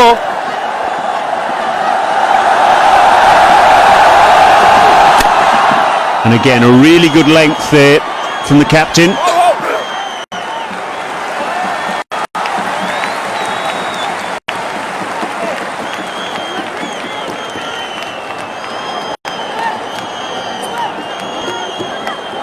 So it brings Senanaika onto strike.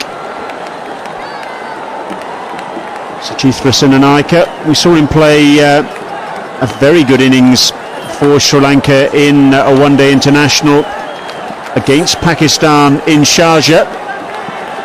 Wasn't a winning innings in the end, but it showed him perfectly capable of striking the ball. See if we can get him off strike. That's what Sri Lanka are hoping here, and that's exactly what he does. That's good, sensible cricket. Senanaika doing the right thing and bringing up Sri Lanka's 100. And not a lot of celebrations from the Sri Lankan fans because they have now moved to 100 for 7. 21 needed. A lot of pressure. It is a lot of pressure. And they're still dancing in the stands. They still believe that the visitors can pull up a win, but I reckon this is even Stevens at the moment. Can go either way. A wicket can turn the match on its face. A boundary also can work in favour of the Sri Lankans. Third man and fine leg up in the circle. That's carved to extra cover on the edge of the ring. Shakib Al Hasan, the fielder. Just a single. This is really good bowling. His length has been spot on in this over so far, Atta. He's been outstanding as a bowler. Picked up a couple of wickets early on, not just one, he picked up 2 wickets in that over.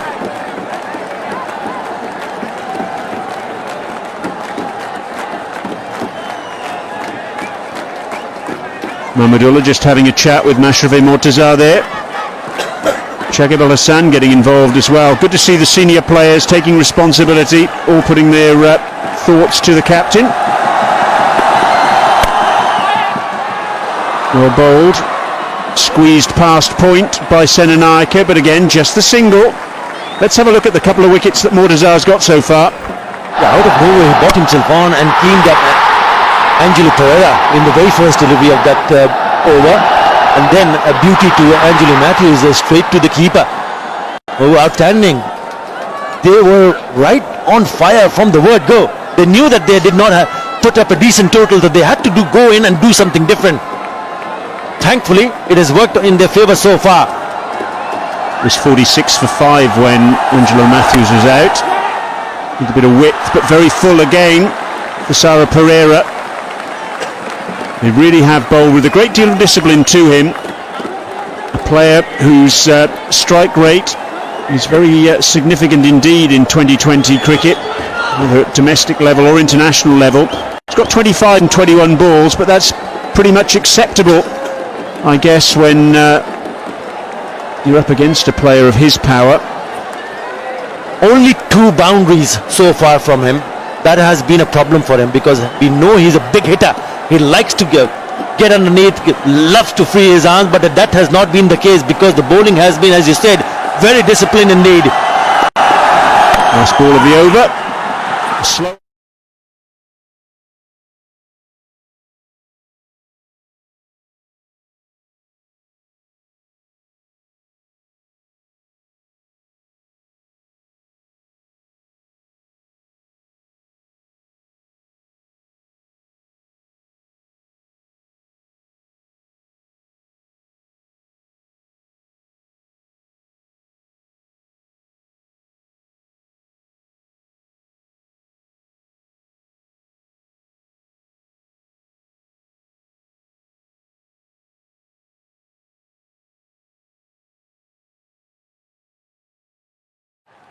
Well, Bangladesh needed 17 off the last over on Wednesday, and they came very close to getting that. They got 14 in fact.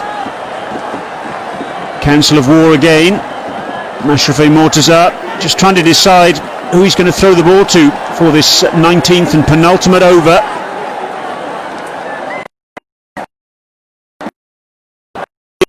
Very interesting indeed. Rubel's last over cost 10, but he got the vital wicket to Sangakkara. Would you have gone with pace rather than spin at this stage, Atta, bearing in mind the due situation?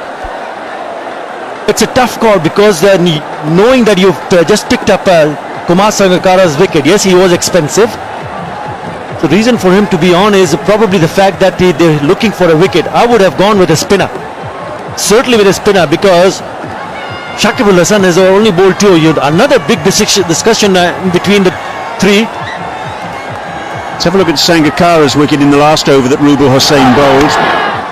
Slower ball, sliced away to Tamim. Short third man. I rather fancy that they're using Rubel here, hoping that he can bowl those wide Yorkers. But he's got third man up in the circle.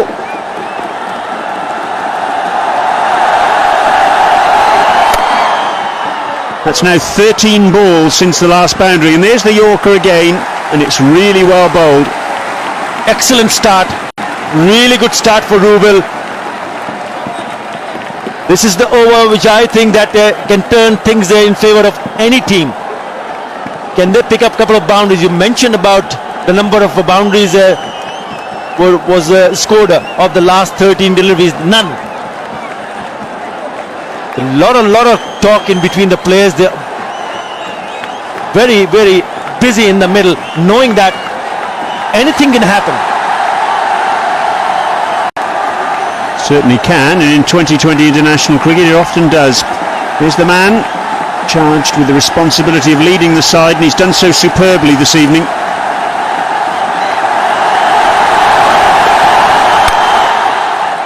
Slower ball again. Senanayake right across his stumps, heaving the ball down to long on. Shabir Rahman's down there, just the single again, well bowled. Yeah, they're a very good fielding unit. It was prominent in the game on Wednesday when we saw some spectacular catches from the Bangladesh team. Yes, you mentioned about Shabir Rahman, one of the finest fielders as well. A good debut, 26 is what he scored.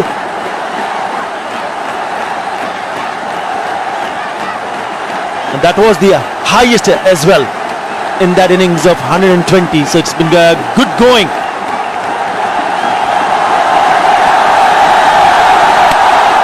Oh, that's cute from Thisara Pereira, just over fine leg, chase for Mashrafi.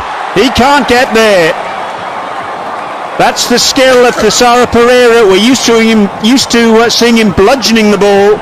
but a little bit of subtlety there, using the pace.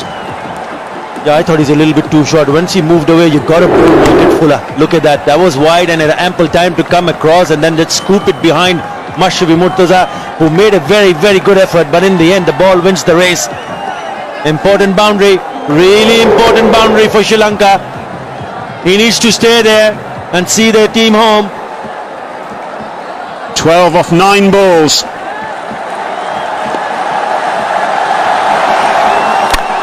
And again, that wide Yorker. He's got to go here, Thisara Pereira. Oh, a misfield. And they'll come back for 2. Shakib Al Hasan knew that Pereira was in trouble. He just took his eye off the ball.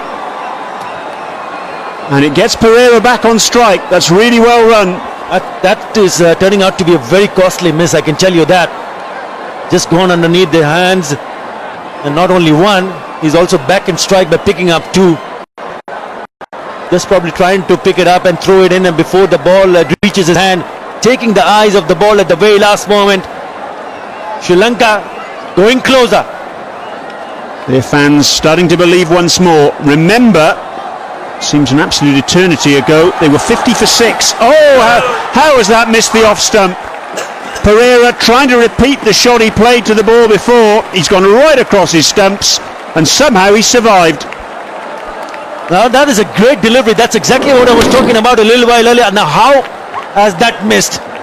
Is this the It's this the way luck goes either way? Very lucky the batsman, unlucky the bowler. Let's have another look here. Oh goodness me. Unlucky Rubel. So 8 runs off the over so far. Last ball coming up. Club down towards long off. Shabir Rahman's down there. So 9 runs off the over, 9 to win, 6 balls remaining. Sri Lanka 112 for 7.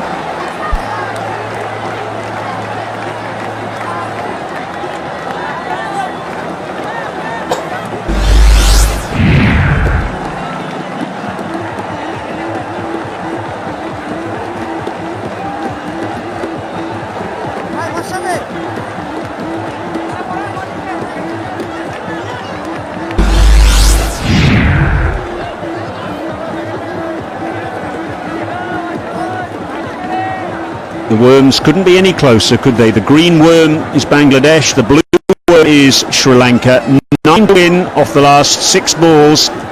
Thisara Pereira, I mentioned earlier, we're seeing him hit big. His strike rate in 2020 international cricket, 151. And very cleverly, he kept the strike off the last ball of that previous over. He's on strike once more. And Fahad Reza is the man who's been given the responsibility to bowl the last over again. Mashrafi Murtaza has opened, and I can only think that this is to do with the due factor once again. Just 1 over from Fahad Reza so far in this innings, and this is pressure at it. There will be a lot of pressure, but this is a surprise for me. Really big surprise, not having Shakib Al Hasan or Arafat Sani bowl the last over.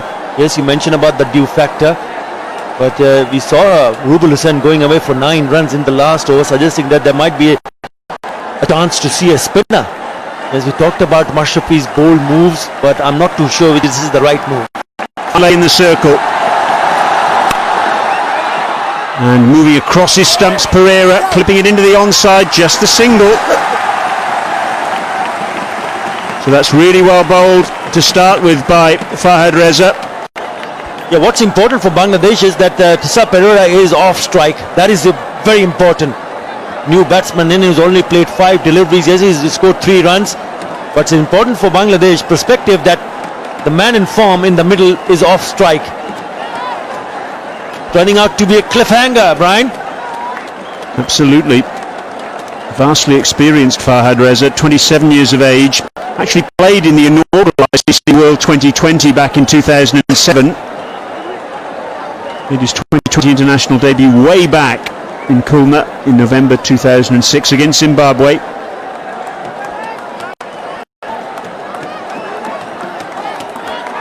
Recalled back into the squad for this series.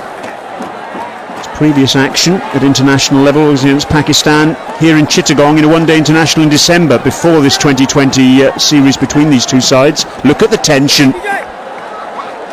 Hopes, big hopes, hoping that Bangladesh can go on to win this one, but it's going to be a tough one. 8 runs needed to win. Can Farhad Raisa produce a dot or a wicket? Senanayake drives through extra cover. They've taken one, they'll come back for 2. Will they make it? Senanayake dives and ensures that they do. That was good cricket from the off-spinning all-rounder. Not a bad shot, and under the circumstances, driving a little bit up pitch, but just getting past that fielder at extra cover. Ample time for them to go back for the second. Fair enough. Good running, really good running, aggressive running. 6 off 4.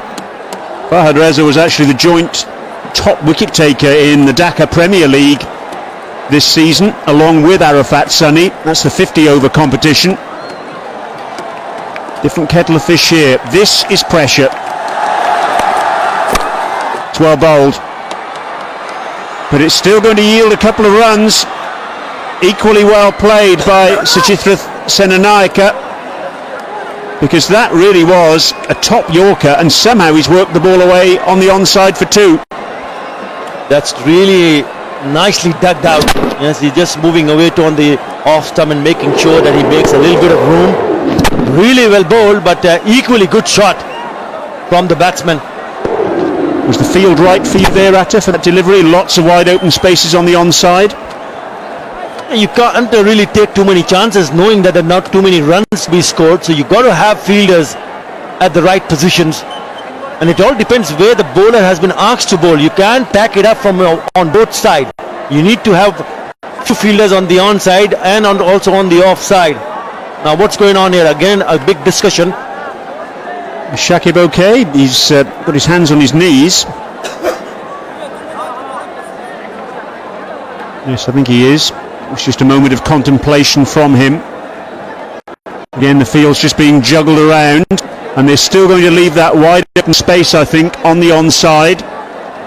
Fine leg is up in the circle. Got to have 4 fielders in the ring, and those fielders are at back point, extra cover, backward square leg, and fine leg. Heaved away down towards long on. Taken one. That's all they'll get.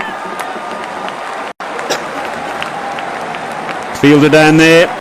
Sayyid Rahman again. He's been a busy man. 3 to win then. 2 balls. You can almost hear a pin drop around the ground at it. Yes, so far this has been a fantastic game of T20. No question about that. Outstanding effort from both the teams. And look at the faces of each supporter supporting the home team and the visitors. Hoping that they can go on to win this one. Another discussion here in the middle. I think if he had offered Sri Lanka this position when 50 for 6, they'd have taken a handoff. It looked as though it was one-way traffic at that point, and that one-way traffic was heading towards Bangladesh. But for Sarah Pereira, he's turned things round. 34, 27 balls, the Kingfisher, and he's on strike again now. Heaving the ball away. Out towards mid-wicket, just a single. So 2 to win off the last ball. If they get one, we're in for a super over. Not a bad over at all. They needed 9 runs, now they need 2 more runs. 2 runs needed. Now what's going to be? Bangladesh needed 3.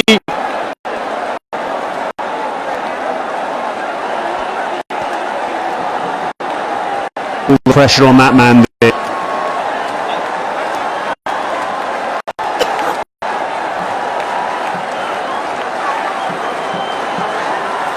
Senanayake is the man who's going to be on strike. They look reasonably relaxed there in the Sri Lankan dugout. I can tell you, most of the rest of the people in this stadium certainly aren't.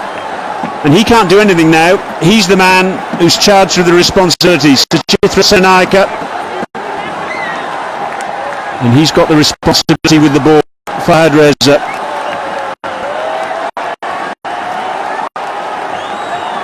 He's got to bowl stump to stump. He's got to try to bowl a yorker, and he's got to try to bowl a yorker on the middle stump.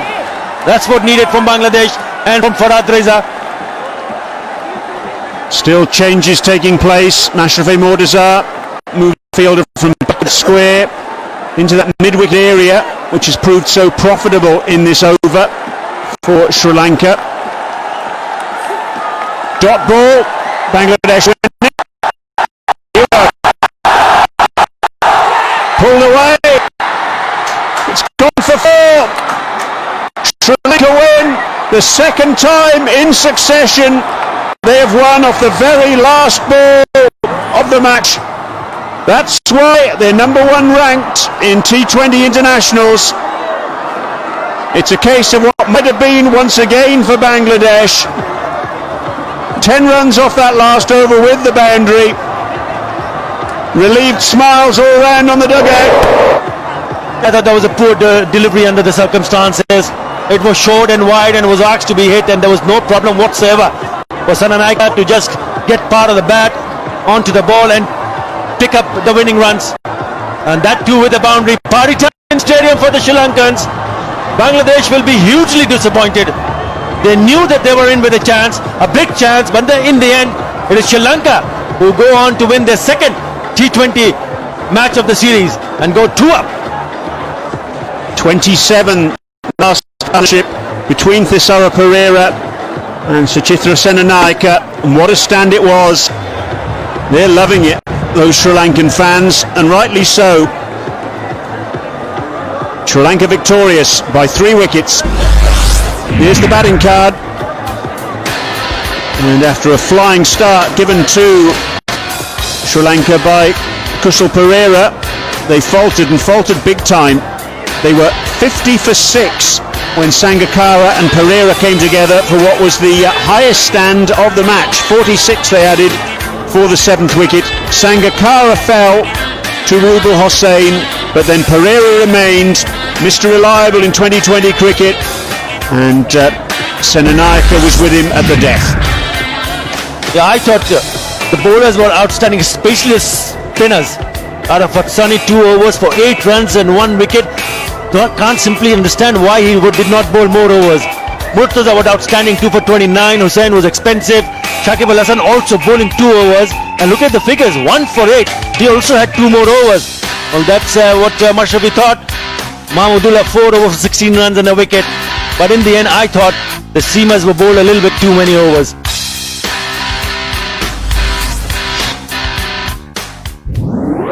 Here are the highlights. Kusal Perera getting things off to a flying start, playing some really great shots. 21 from 18 balls, 3 fours and a 6 to him. Very entertaining indeed. But then that's how he went. LBW to Shakib Al Hasan, looking for a reverse hit, and Dilshan's miserable series departing to Sunny. LBW for 3.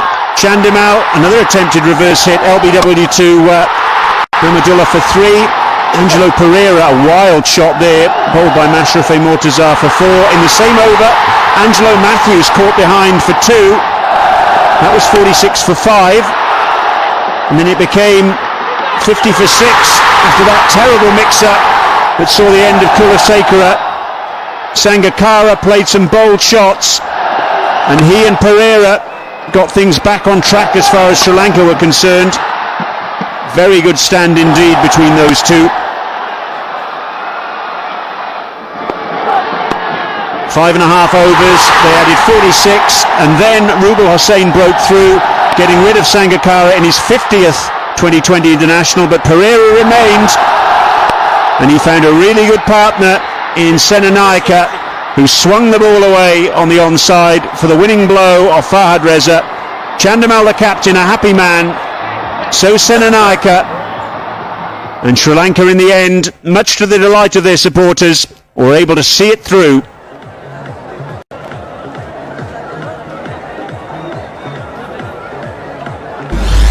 So, we've seen two absolutely cracking 2020 internationals. 2020's done and dusted, and now we've got the one-day internationals to come. The first one of them coming up on Monday, live from 1 o'clock. 3 matches in total in this one-day international series, all of them in Dhaka. Time for a break now, and we'll be back shortly with the presentations.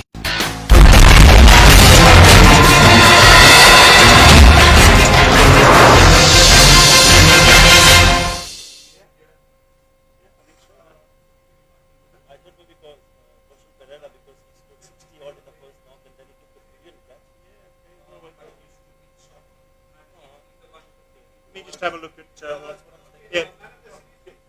Kula State, 31 in 21 in game 1, bowled beautifully today. Yeah. Took a very good catch as well. Yeah. Not fine with it, Yeah. Roshan. Yeah. Because that was a key, we need to get rid of Shakib Al Hassan, wasn't it? Well, happy to give it to the Kula Meister.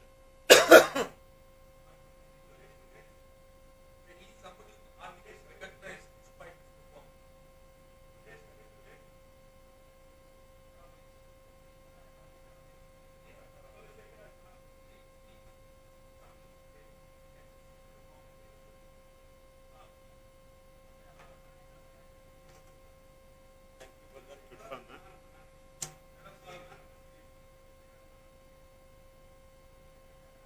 I couldn't see that ball at all, the last ball. I had no idea where it had gone. I was looking for it. That's a poor length. Oh, yeah. No, I couldn't see where the ball had gone. That's what I'm saying. I could see him, I saw him swing the bat. I didn't know where the ball had gone.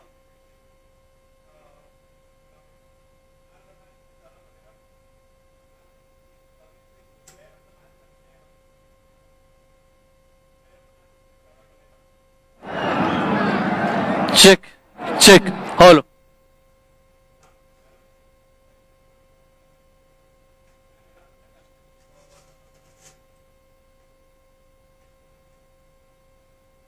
You can wrap it up for me. Is it okay? Yeah. You've got your copy to file. Don't worry about that. Thanks, sir.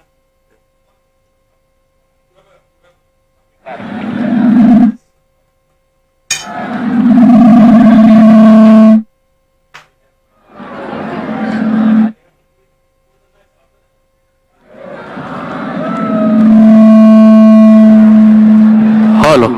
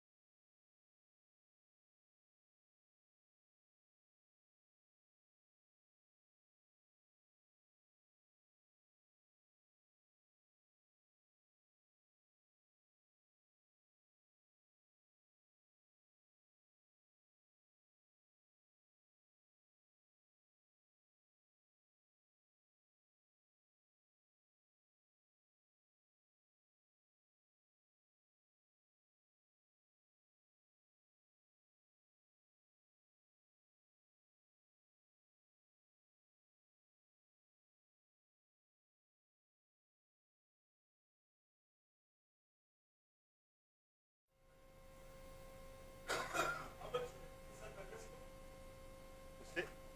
35 and 28. 3.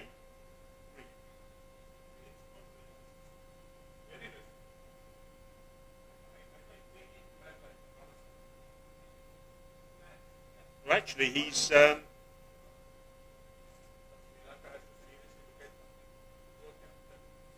runs he's got without being dismissed in this 2020 series.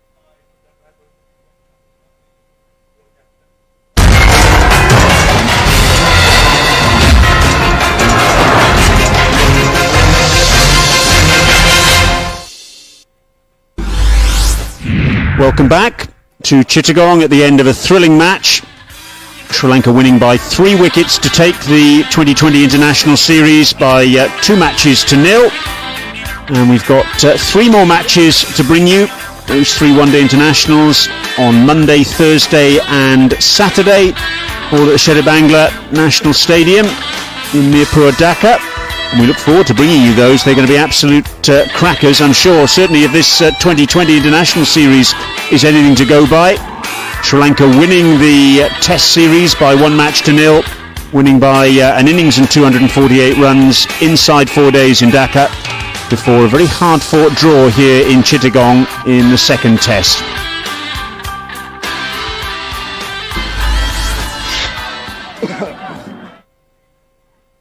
So all smiles for the Sri Lankans. A good victory for them in the end by 3 wickets this evening.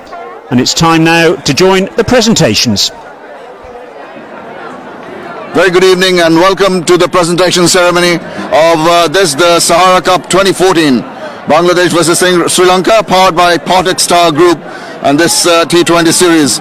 Thank you all for joining us. Let me just thank the event sponsors. First of all, Sahara, Patek Star Group, Scan Cement, Singer LED TV, Polar Ice Cream, Metros M Cement, FMC Paint, and of course the BCB sponsor partners Sahara, Amra Networks, Pan Pacific Shonaga Hotel Dhaka, Pepsi, UCB, and a very special thanks to Machranga Television and Real Impact. Well, it's now my duty before I just introduce you to our guests, I'll just give you a short scorecard. It's 120 low scoring match, very special match, very thrilling match that we had. Bangladesh posting 120, Sri Lanka just getting it at the last ball of this, winning by 3 wickets. Congratulations to the Sri Lankan team. They have won this Sahara Cup 2014 by 3 wickets and also 2-0. Okay, now I'd like to introduce you to our guests. Immediately to my left, Mohammad Yasin Chaudhry, Chairman, FMC Paints and Chemical Industries Limited. Next to him, Mr. Shahryar Firdaus, Marketing Manager, Heidelberg Cement Bangladesh Limited. Alongside him, Akram Khan, Chairman, Cricket Operations Committee, Bangladesh Cricket Board and Director, Bangladesh Cricket Board. Alongside him, AJM Nasiruddin, Director, Bangladesh Cricket Board and the Venue Chairman of Chittagong. Alongside him, Alhaj Ali Abbas, President of the Chittagong Press Club and Councillor of the Bangladesh Cricket Board. And next to him, Qazi Abul Hassan, General Manager Media of the Patek Star Group. Thank you very much, gentlemen, for being here with us. Right, we're going to straight away request the captain of the Bangladesh team, Mashrafi Mortaza, to kindly come across and have a few words. Mashrafi, please. Mash.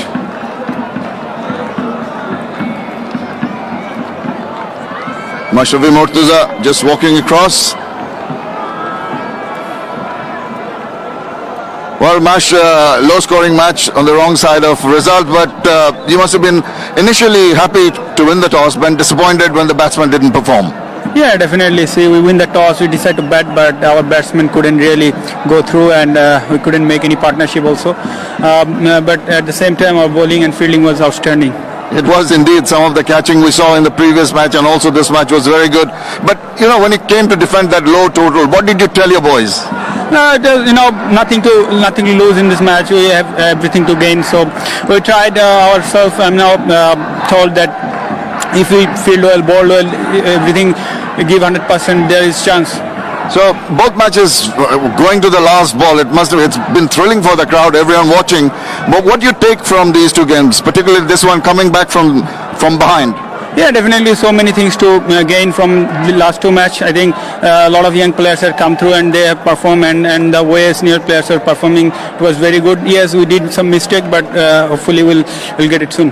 Well, Chittagong support from the crowd has been always fantastic for your team. A few words for them. Yeah, definitely. Always enjoy play here, and supporters have always been with us, and hopefully they'll keep going it.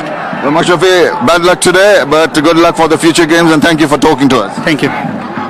Well, ladies and gentlemen, that is Mashrafi Mortaza, the captain of the Bangladesh team. Now, I'd like to request the captain of the Sri Lankan team, Dinesh Chandimal, to come across. Dinesh, please.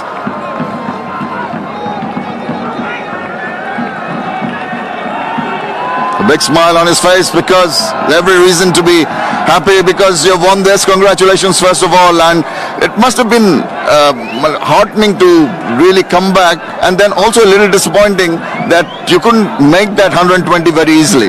Yeah, no, I'm really happy about where we played. Especially, firstly, credit goes to all the bowlers. They restrict them 120. So then after that, we lose 2-3 wickets early on. Then after that, Kumar and Tisara batted really well. You know, at the end, Tisara batted brilliant. You've got quite a few games coming up in Chittagong for the ICC T20, and this must have been a very good rehearsal for you. Yeah, as I said, it is really good opportunity for us before the World Cup. We are playing same venue, so we hope to take the advantage. I think we take the advantage of that.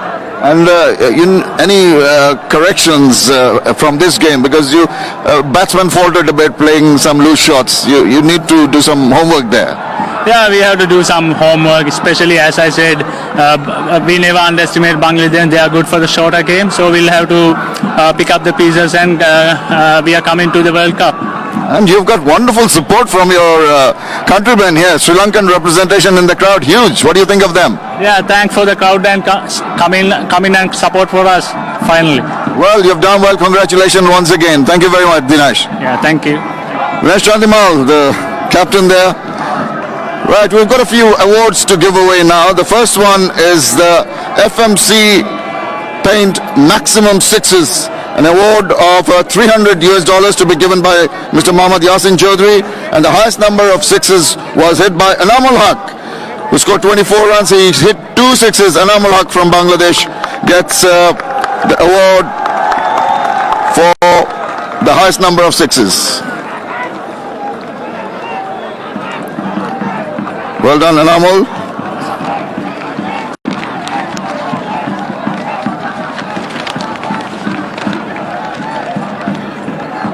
Thanks, Anamul. Well, another award is, of course, a very important award of the Danish Player of the Match Award. This is for $500, and it was decided by the commentators who were the adjudicators for this game, and it's to be handed over by Mr. Qazi Abul Hassan and Mr. Alhaj Ali Abbas. Guess what? The player of the match for his 35 not out and a match-winning innings is Thisara Perera. Is going to be the player of the match. Wonderful job.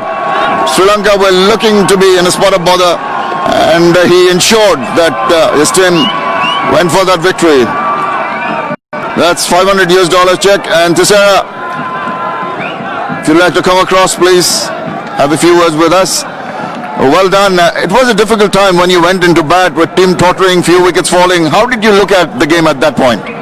Yes, actually really happy to be a match finisher. After 6 wickets gone, I have a good opportunity to show who am I. After I have to support my teammate Sangha. Then I think as a batsman, I am do well. Yeah, you sure did well, and with that support at the other end, it's so important to have someone like Kumar Sangakkara guiding you through, and you've got those wonderful power pack shots. The crowd really enjoyed it. Yeah, actually I have to say thanks for the Sri Lankan crowd. There are a lot of Bangladesh crowd, 15,000 people. After that, 100 Sri Lankan, 100 Sri Lankan people do really well support for us. Yeah, it was very good to see you. Well done today. We really enjoyed your innings, and congratulations. Thank you very much. Thank you very much to Thisara Perera, ladies and gentlemen, the player of the match. Well, we've come to the end of this series. That means there will be player of the Sahara Cup 2014, the Scan Cement player of the Sahara Cup in this Bangladesh versus Sri Lanka powered by Partick Star Group T21 series, an award of $1,000 to be jointly given by Mr. Shahriar Firdaus and Mr. Akram Khan, and it goes to Nuwan Kulasekara. Nuwan Kulasekara is the man of the series, adjudicated by the commentators, and he has impressed the adjudicators most, and he collects the $1,000 check. And Nuwan, if I could have a few words with you, please. Wonderful, well done, smiles all around. It's been, well, you have done exceedingly well. First of all, congratulations on getting this award. You must have enjoyed these 2 games, but very close games. Yes, yes, very exciting game with both games. Yeah, it's a pleasure to win the matches, but we have to did some areas to improve. I think yeah, happy. Absolutely happy. But a few words for your Bangladeshi opponents. I think they really gave you a run for their money. Yeah, they every day they improve. Every day, the Bangladesh team, yeah, they got the full credit to this both games. They're close games. I think, yeah, better side Bangladesh.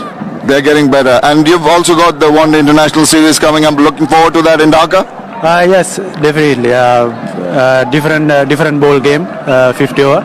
Yeah, we have to. We looking forward to the One Day Series. Well done. Once again, congratulations. Thanks for talking to us. Thank you. Thank you very much. Nuwan Kulasekara, ladies and gentlemen, the Scansevent Player of the Sahara Cup 2014, and he's just taken that $1,000 check and posing for the photographers over there. All right, we're ready for the big one. The Sahara Cup 2014, Bangladesh versus Sri Lanka, powered by Portex Star Group. The series winner trophy is going to be handed over by Mr. AJM Nasiruddin, and for the 2-0 win, it goes to Sri Lanka. Sri Lanka, the winners of this, and I'd like to ask Dinesh Chandimal to come and collect the trophy from Mr. AJM Nasiruddin. Congratulations, wonderful job. And a big round of applause. It's a huge achievement. There are two very close games here and deserving winners. They've entertained us. The